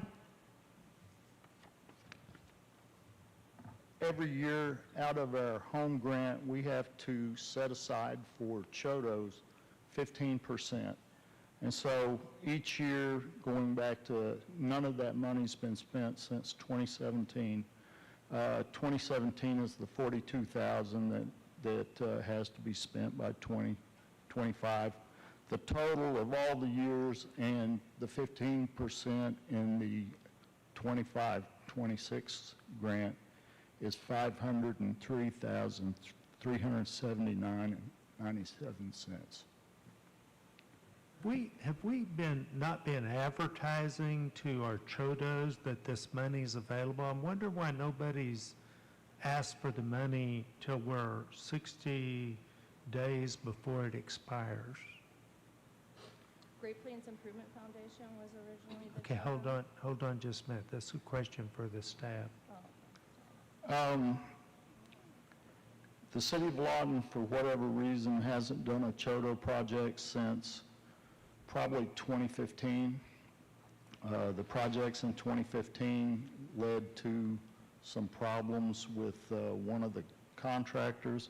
I don't know if we were gun shy, if others were, but from 2017 to the time I got here in 2021, there were no Chodo projects done.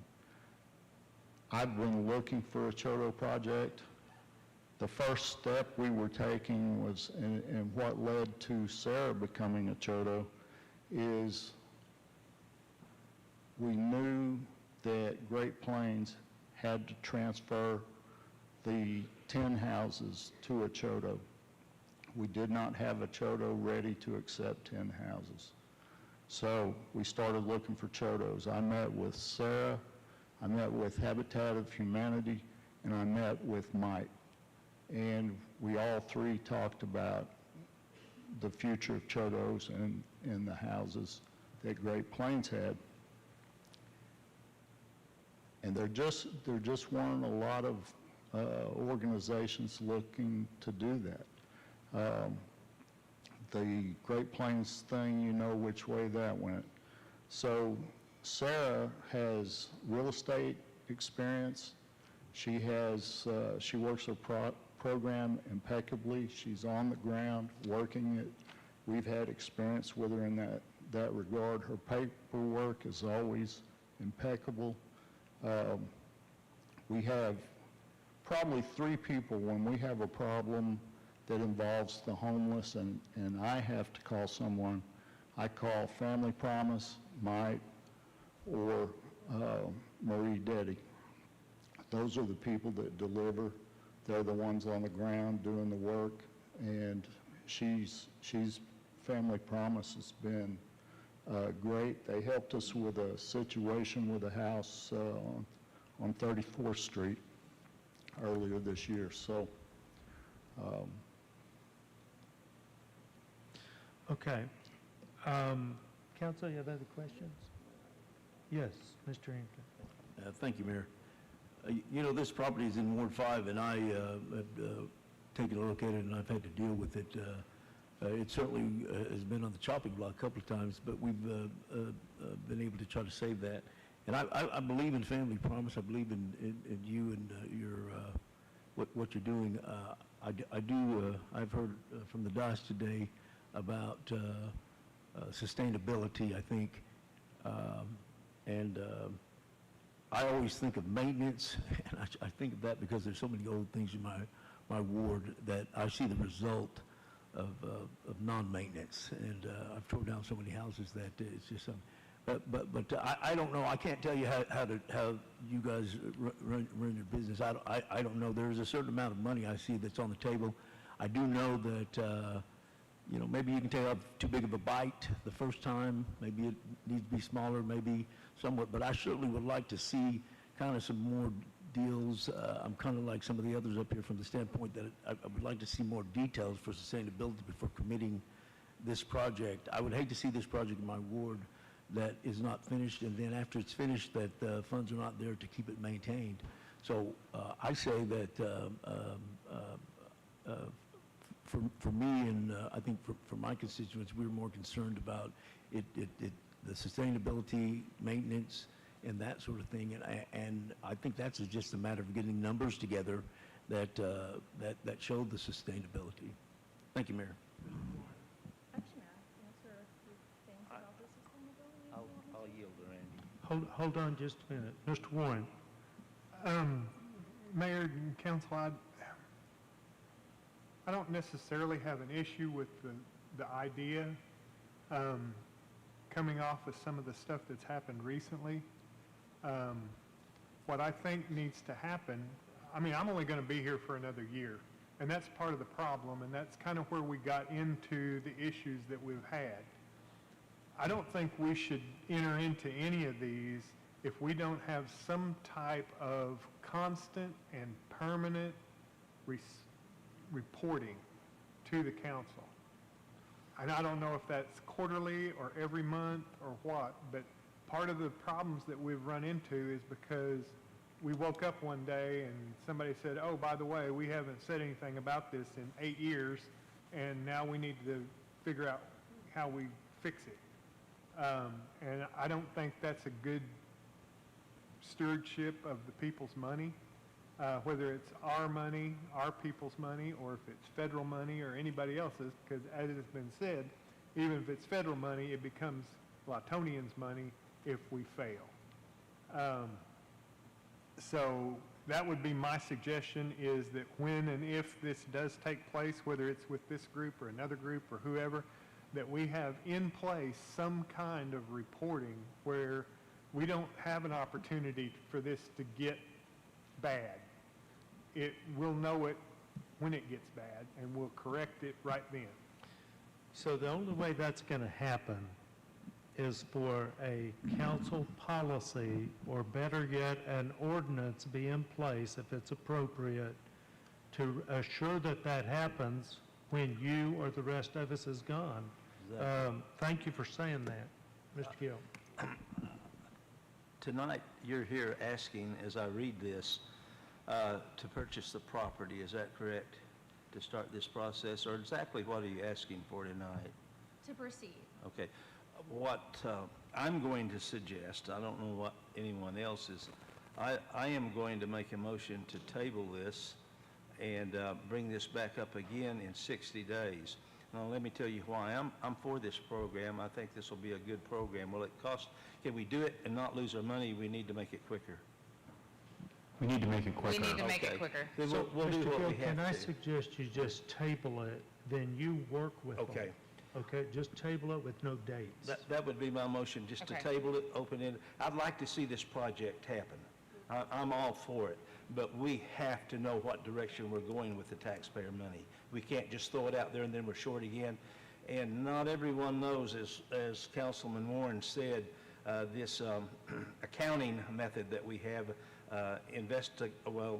some sort of a board of people to look this over. We really need that. We've had a lot of problems in the past. So that would be part of this tabling. So that would be my motion, is just to table this indefinitely and try to get it worked out fast. Okay, we have a motion to table. Is there a second? We do have a second discussion. Councilwoman from Ward 1. I was just going to offer my thoughts on it. This is definitely something that every time I drive by there, I see that place, and I think, boy, that's a great location for that. It just makes sense, and having closer relationships with the people that you're working with is important. There's no guarantee of success in social work, but sometimes your percentage can be pretty high. But I would want quarterly reports at least. I want to know where we are if we even start with monthly or whatever. But we want to know, as a council member, what we had done. And like we said, whoever's going to be on the dais, it'll be different than we are. So, but I like a lot about it. Yeah, Okay. and for me, I would call you every single day. Hold on if you guys just do that. hold on just a minute. Hold on just a minute. You have to be recognized. Ms. Chapman. I hope that you realize that we are very much wanting this to happen for obvious reasons that are such a necessity in this town. I hope that you're hearing that we need more exact numbers. As Councilman Warren said, we're stewards of the city's money, and looking out 20 years, we've got to know what's going to happen. So I hope that you understand that that's our concern. Right. Any further comments? We have a motion. We have a second. Please vote.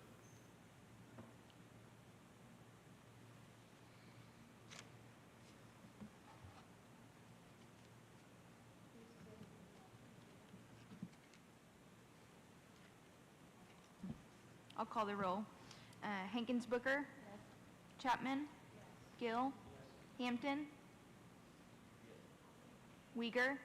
Williams? Yes. Warren? All right, thank you for coming. Great Thank presentation. you. Thanks for having us.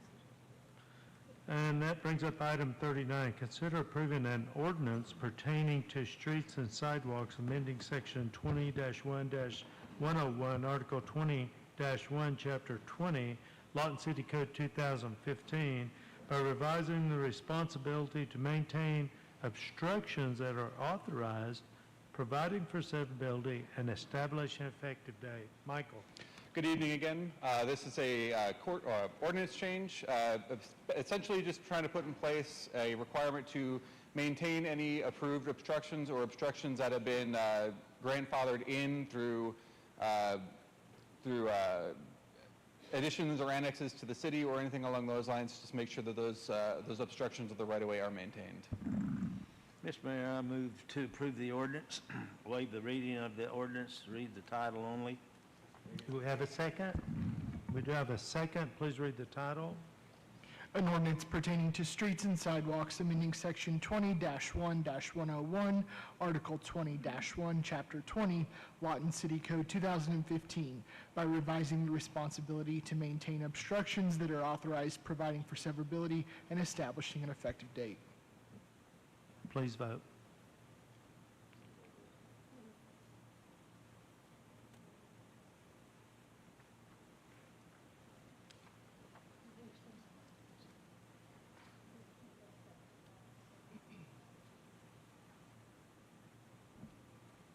I'm going to go ahead and call the roll again on this one, just to be sure. Hankins Booker? Chapman? Gill? Yes. Hampton? Uyghur? Williams? Yes. And Warren?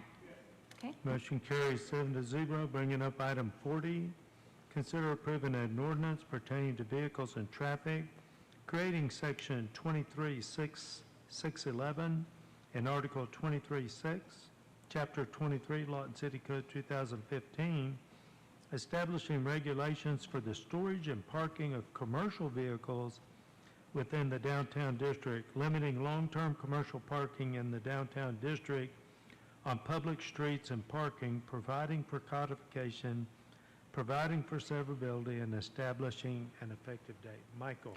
On this particular ordinance, we received some complaints from citizens that are in our downtown area of commercial vehicles being parked for long periods of time in our city street parking that we have throughout the downtown district. This particular code was met the Streets, Bridges, and Building Development Committee. The citizen or some of the citizens presented on that, and this is the code that came from that discussion.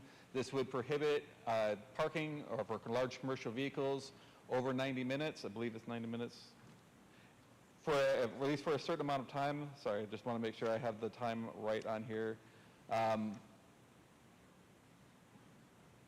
It'd be for a certain amount of time, just to make sure that vehicles are not parked overnight. Vehicles are taking up, or large commercial vehicles are not taking up a lot of parking out on our city's downtown area. Mr. Mayor, I move to approve the ordinance, waive the reading of the ordinance, read the title only. We do have a second discussion. Please read the title.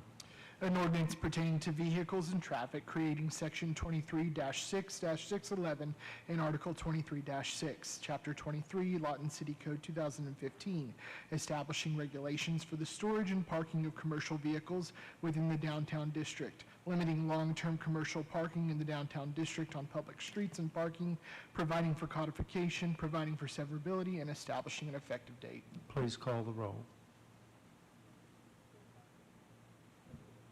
Hankins Booker? Yes. Chapman? Yes. Gill? Yes. Hampton? Yes. Uyghur? Yes. Williams? Yes. And Warren? Motion carries 7-0. Bringing up item 41, discuss the process for appointing a new council member to represent Ward 2 due to the resignation of Councilmember R.L. Smith and take action as deemed necessary. Got a request to speak. I'm going to let the citizens speak first. Justin Harrell, come on up.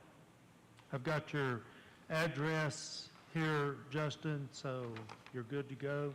You got 3 minutes. Thank you, Mayor and Council. As a Ward 2 council seat, just less than a year we had our election. There was 5 that ran, me being one of them. Kind of passionate about my Ward 2 these days, but my opinion, and I hope you take this for what it's worth, 5 people signed the line, 5 people ran a campaign. 1 person won. It only makes sense to me and the right thing to do. Shelley Fox that lost gets the seat. She doesn't want it, it goes on down the line. if we take applications and we interview for those seats, they didn't sign their name saying they'll stand up for that word.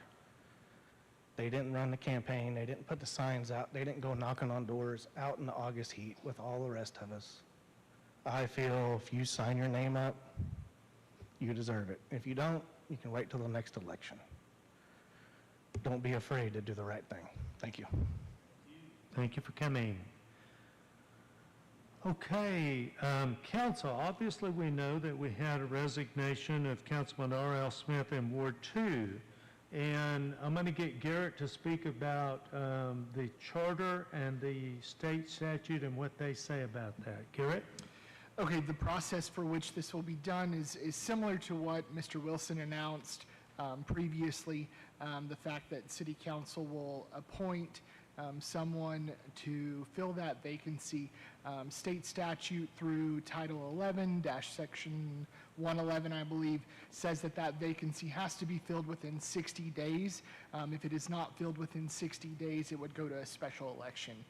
So for right now, the process, like I said, will remain the same for when Ms. Hankins Booker formally resigns, and that process will be done by council's pleasure. So. Councilman Warren's been through this a number of times. Do you have any wisdom for us? Well, I would just say that we definitely want to get done before the 60 days, because the result of going past that is we have to have another election that costs money, then have to turn around and have another election, and it just gets real ugly.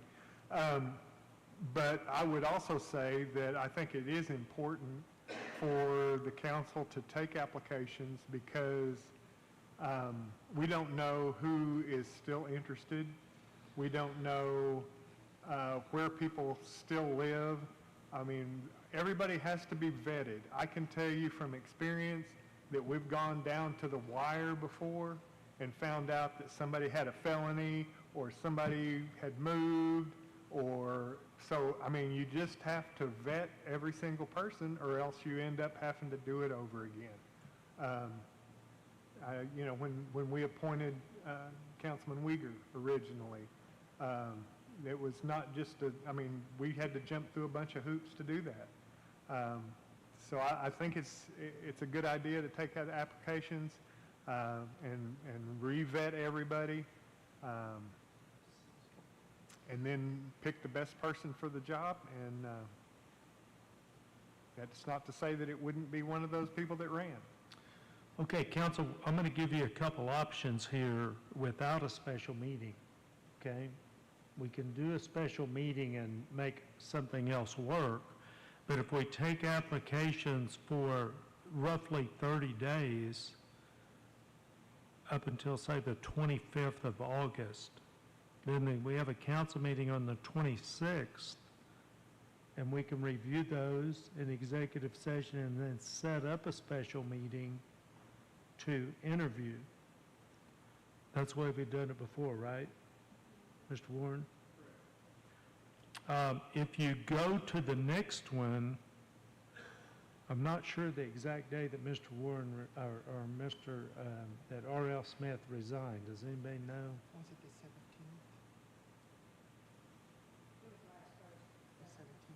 Last Thursday? It was the 17th of Okay. July. Then you've got till September the 17th, and that's going to run you kind of tight. You got a meeting on the 9th. What I've thrown at you, if you take it to the 25th, take it to August 25th, take applications. The next night, we can review those applications in executive section and a regular scheduled meeting. Then we can set a special meeting for interviews after that, and our ultimate conclusion could be on the 9th. If we don't come out of that meeting, I guess, with a decision on the 9th, we can review it again and make our final decision. So my recommendation to you is somebody to make a motion that the city start advertising for bids tomorrow, and to run those, to accept applications through the 25th of August. You have a motion, and we do have a second discussion. please call the roll. Hankins Booker. Chapman. Gill. Yes. Hampton. Yes. Uyghur. Williams. Yes. And Warren. Motion carries 7-0. Bringing up staff reports. Receive a report from the Community Enrichment Department regarding the current status of the Housing and Community Development Division. Larry Parks. Good evening again, Mr. Mayor and City Council. I'm going to bring up Ms. Charlotte Brown here in a few minutes to break out this brief. But before I do, I want to let you know that this brief was designed to create or to help us try to be more transparent with the citizens. Okay, what we're trying to do here is garner some advice from council on how we can do that. We're going to go through the funding. We're going to break out the projects for CDBG and the projects for home. And after that, we're going to ask for some recommendations as to how we can be more transparent for the citizens. Charlotte. Good evening, Mayor and Council. So I'll be quick. So our current home fund balance account has approximately $985,000 in it. Of that $985,000, $500 of that is the BEDI Brownsfield that goes to pay the Section 108 loan on 2nd Street. $484,423.70 is the repayment that we moved from the city general fund to the housing home funds. So that's considered project improvement, or project income for the city. So we can use that on other home projects as well. And then any additional money that's in the account is checks that have been encumbered and have been sent to who they needed to be sent to pay bills. So, let's see if this will work. So on the CDBG projects, this is the breakdown for this year's grant funding. The CDBG administration, which is a maximum of 20% of the grant plus project income, we budgeted for $147,715.80. That funds the administrators pay, supplies, tools, equipment, vehicle maintenance, and gas, uniform and clothing, publishing and printing, professional and technical services, postage, electricity, and gas. We do pay for a portion of the utilities that we use down at the Owens Center. Training and travel, and a portion of that goes to finance to help cover for the accountant that we use that handles the grant funding on the city side. So then we have our HAD, which is the Housing Activity Delivery, and we have that budgeted at $407,260.11 for this year. So part of that fund pays for our rehabilitation specialist and our housing specialist. It also covers the exterior home improvements and the emergency repairs. On the exterior home improvements, that's financial assistance to low-income homeowners in need of exterior painting and or siding, windows, doors, and roofing to improve the exterior condition of houses. That funding that we do spend is put into we do file a mortgage on the property that's forgivable after the period of affordability is done. And then we also have the emergency repairs, and so that goes to follow the same guidelines for emergency repairs. Must be used for items that threaten the health and safety of the household. Common repairs are sewer line replacement, HVAC system replacement, electrical paneling or wiring and plumbing leaks, and that also is done with a mortgage on the property. And then the Section 108 loan payment, we are actually making our final payment of $101,160.11 this month. So the CDBG part of that will be completed after this payment. And then moving on, we have the public service organizations, which is a maximum that we can spend at 15% of that grant. So this year we have budgeted $110,700, and that provides the financial assistance to the qualifying public service organizations to assist low and moderate income people within the community. And then we also have the ability to do public facilities and infrastructure improvements. We didn't budget anything in that area this year. We did just complete, with the help of public utilities, I believe it was $260,000 to $300,000 sewer line replacement in Ward 7 in the Lawton View area. Any questions on those? Yes. Okay. On the exterior housing improvements and emergency repairs, I just need a little better understanding. We do the repair, they apply for it. We do the repair, then we put a mortgage on, but it's a time mortgage. Yes. And so they have to maintain ownership of the property and keep it to a certain standard? Yes. Or what? What are the general idea? Is it 5 years on most of those? It depends on the amount, but on the exterior home improvements, it's 5 years. Okay, in 5 years, it's relieved assuming they maintain ownership? Yes, as long as they maintain ownership and, or if they pass away, it's forgiven. It's a forgivable loan, essentially. Right. So after that 5 years, we release those mortgages. And do we typically have applications for all of the funds that we have available annually? Yes, yes. Okay. Especially with the hailstorm a couple years ago, we actually ran out of our money for exterior home repairs. Okay, all right, thank you. Yep. Okay, so anybody else? Let me make sure I understand this correctly. 5 years, the loan or whatever is wiped away. Yes.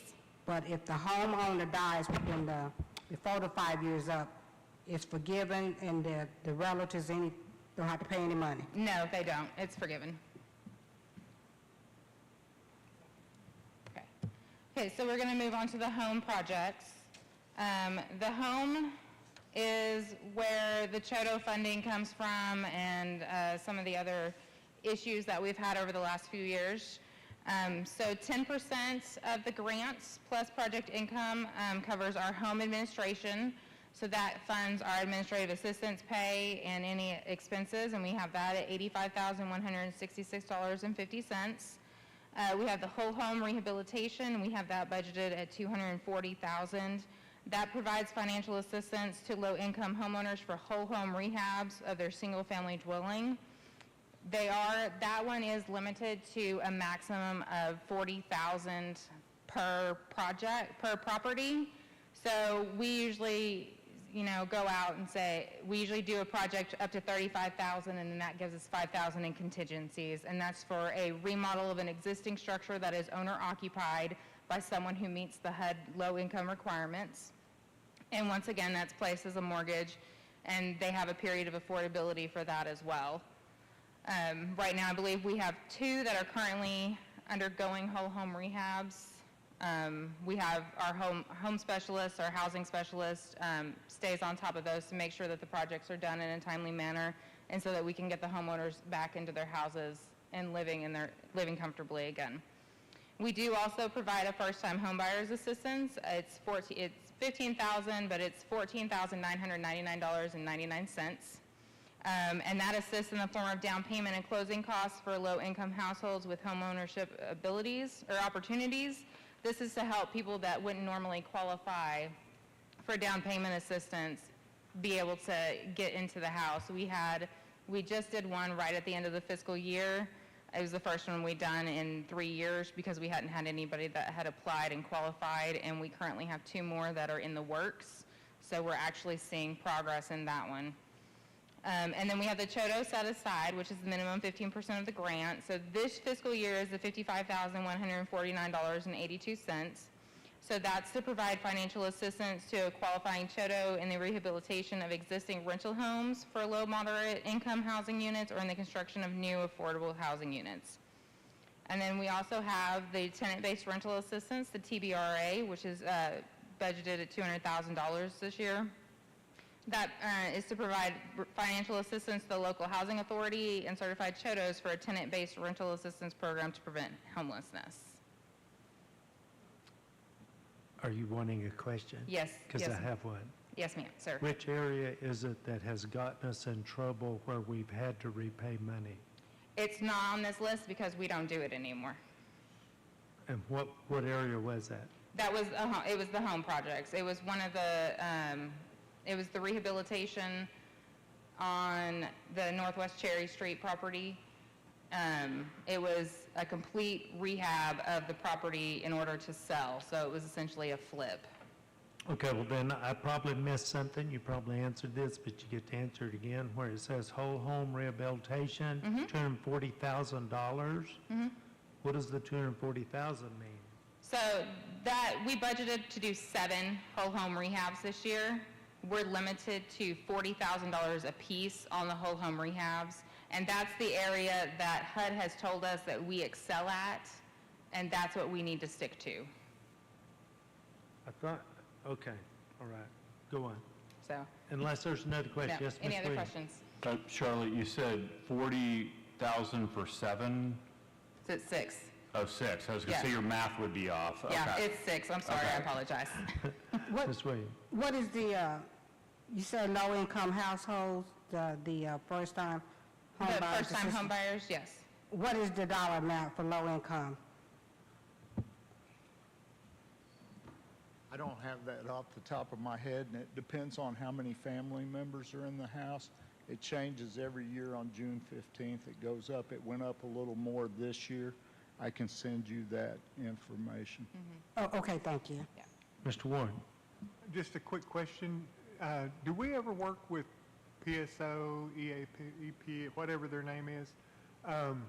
Because they have a program that does insulation and window sealing, and have we ever tried to team with them on No. some of these whole home?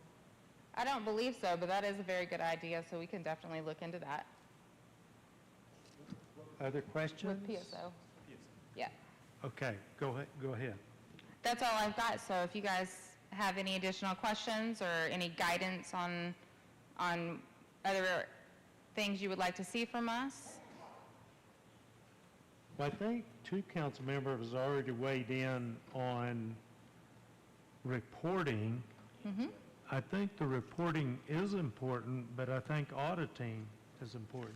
On-site, unannounced auditing is important on anything. I think I read the council right, that we'd either like to have a policy brought back that could be adopted as a council policy or an ordinance, if it's appropriate, that that increases that accountability. And I think if the staff would bring that back with some ideas on how we can tighten up the accountability. And what's the goal? The goal is protect public funds. The goal is make sure we're getting the biggest bang for the buck, and that we're not putting citizen money, citizens' taxpayer funds at risk. Is that agreeable? That's agreeable. I'd like to say something, Mr. Mayor. Yes. When the staff figures that system up, let's try to keep it within the existing staff and not hire a new position. We can definitely do that. So, thank you for coming. You're Thank you. welcome. I knew you'd like that, Bill. And now I'm looking for a motion to go to executive session. There was no addendum, right? Okay. We do have a motion and a second. Please call the roll. Hankins Booker, Chapman, Gill, Hampton, Uyghur, Williams, Yes. and Warren. Okay.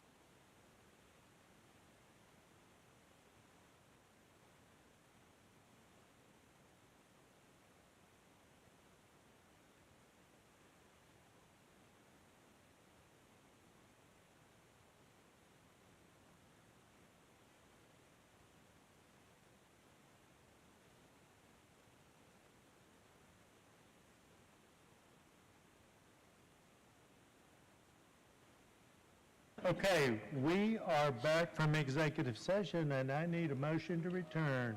Randy Warren so moves. Who, did Ms. Williams second? Okay, please call the roll. Hankins Booker? Chapman? Gill? Hampton? Uyghur? Williams? Yes. And Warren. Executive session item number 43, Garrett. Pursuant to Section 307B4, Title 25 of the Oklahoma statutes, the council convened an executive session to discuss the pending action in District Court of Comanche County titled Julie Magnus versus City of Lawton, CJ 2023-410, and I believe there's a motion.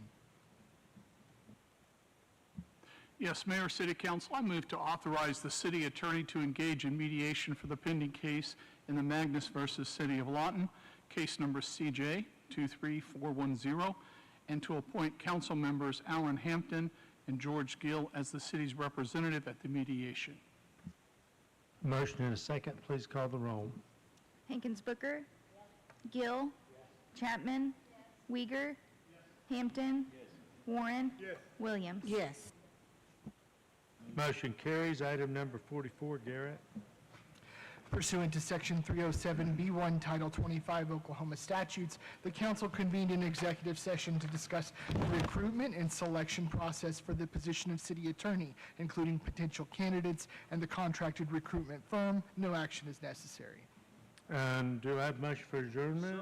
We do have multiple motions and multiple seconds. Please call the roll. Hankins Booker? Chapman? Gill? Warren? Uyghur? Hampton? And Williams? Yes.